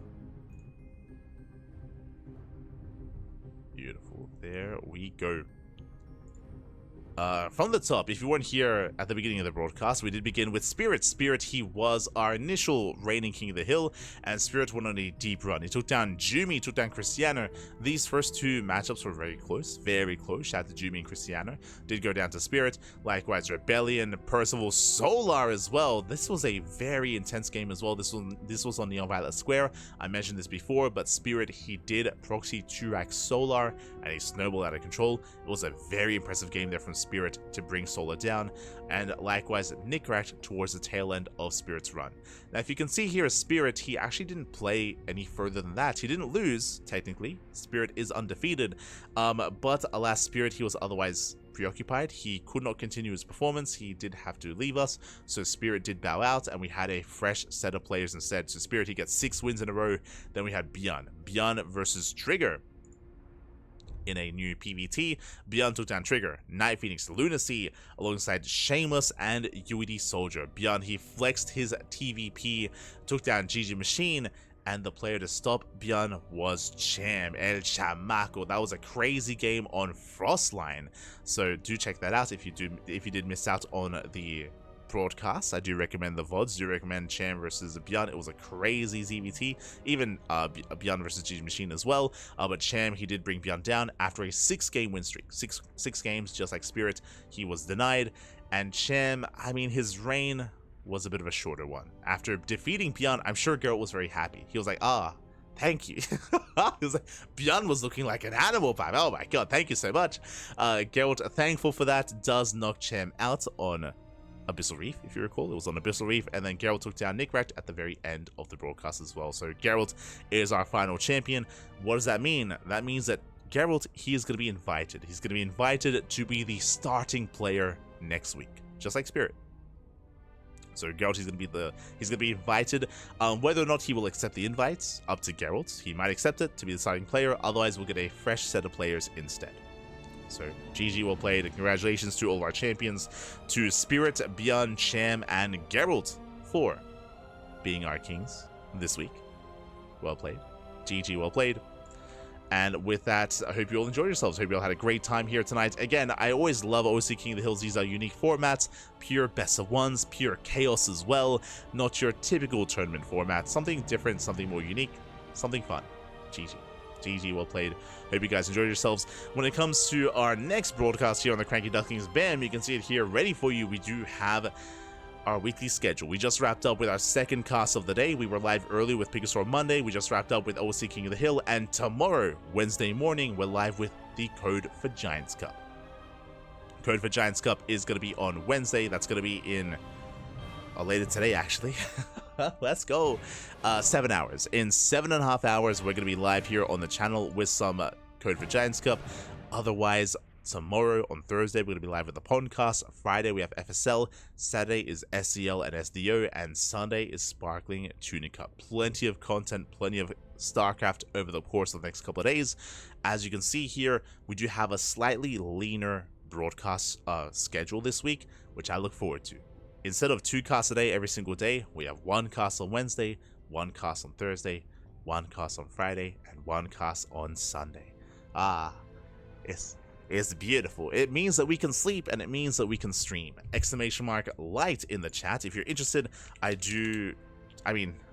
don't stream very often anymore. I used to stream more often, but basically, whenever I'm not casting here, I try to stream on my personal channel. Again, just because our schedule has been so busy over the past couple of months, I just haven't really had any time to stream, but that will change this week. So I should be live on my personal channel. I don't ladder here. We leave the CranKy Ducklings strictly for casting and for team content. Like sometimes we play team games, like I've had Yaku or Ares or Asher on before to like play some like to ladder like 2v2s, 3v3s, and 4v4s. So we do team content sometimes, or of course casting or talk shows, but any kind of like individual ladder streams we leave to our personal channel. So again, I do stream not here but over on light_VIP. I will attempt to ladder stream tomorrow. I'll do my best. I'm very out of shape, very out of practice. Last time I laddered, I hit GM, which was great, but that was like couple of months ago. That was like at the start of the year, and that was also like fake GM. That was like start of season GM, typically around like M2 level. when it comes to StarCraft, but I'm very rusty right now, and it's gonna take a while for me to like shake off all the rust and to get back to that level. So expect a lot of losses. Expect the MMR to take a nosedive before it goes back up. So it's gonna be a rough time. it's gonna be a rough time, Pap. It's gonna be a rough time. So we'll do our best. Otherwise, you can also support us in other ways. You can follow us, !socials in the chat, and you will get a link to our social medias, Twitter, Facebook, Instagram, YouTube, Discord, all things CranKy Ducklings, as we are live on multiple channels and we post everywhere. Facebook, Instagram, Mastodon, Blue Sky, Twitter, all things CranKy Ducklings. We also do upload on a daily basis to YouTube, so if you see something here, if you see something you want to watch live, but you can't watch it live, YouTube is the place to be. So check out our YouTube channel. We do have plenty of content on YouTube. We've been casting full time since 2020, and we've even been making content before that as well, from 2017. So plenty of content on YouTube. It's all there. It's all available. Otherwise, thank you so much. We're going to be back in 7 hours time with our next cast, and we'll see how we feel after that. It's gonna be great. Oh god, it's gonna be quite a ladder session, I'm sure. But otherwise, thanks for watching. Thanks for watching. We'll see you guys next time. Stick around. We're gonna be giving another StarCraft streamer a raid. Who is live? Who is live at the moment? Who can we send everyone over to? Let's quickly double check. Also, before I forget, thank you so much. Big shout out to our patrons. We actually did get a new patron today. Thank you so much to Joe for being our latest patron, and because of that we have reached our new Patreon goal, that is to boost the prize pool for our tournament. So if you want to help support us, you can check us out on Patreon.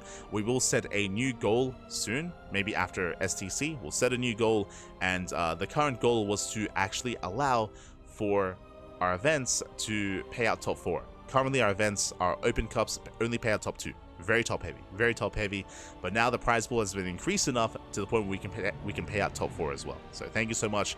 I'm sure the players are very appreciative of it as well. I know we are. Thank you so much to all of our patrons, to all of our subscribers, and to all of our viewers as well. Thank you so much. Thank you so much for all the support, and I hope you guys have a great day. Hope you guys have a great week. Take care. See you next time. Until then, hasta luego. Ciao, papi, ciao. Hasta luego.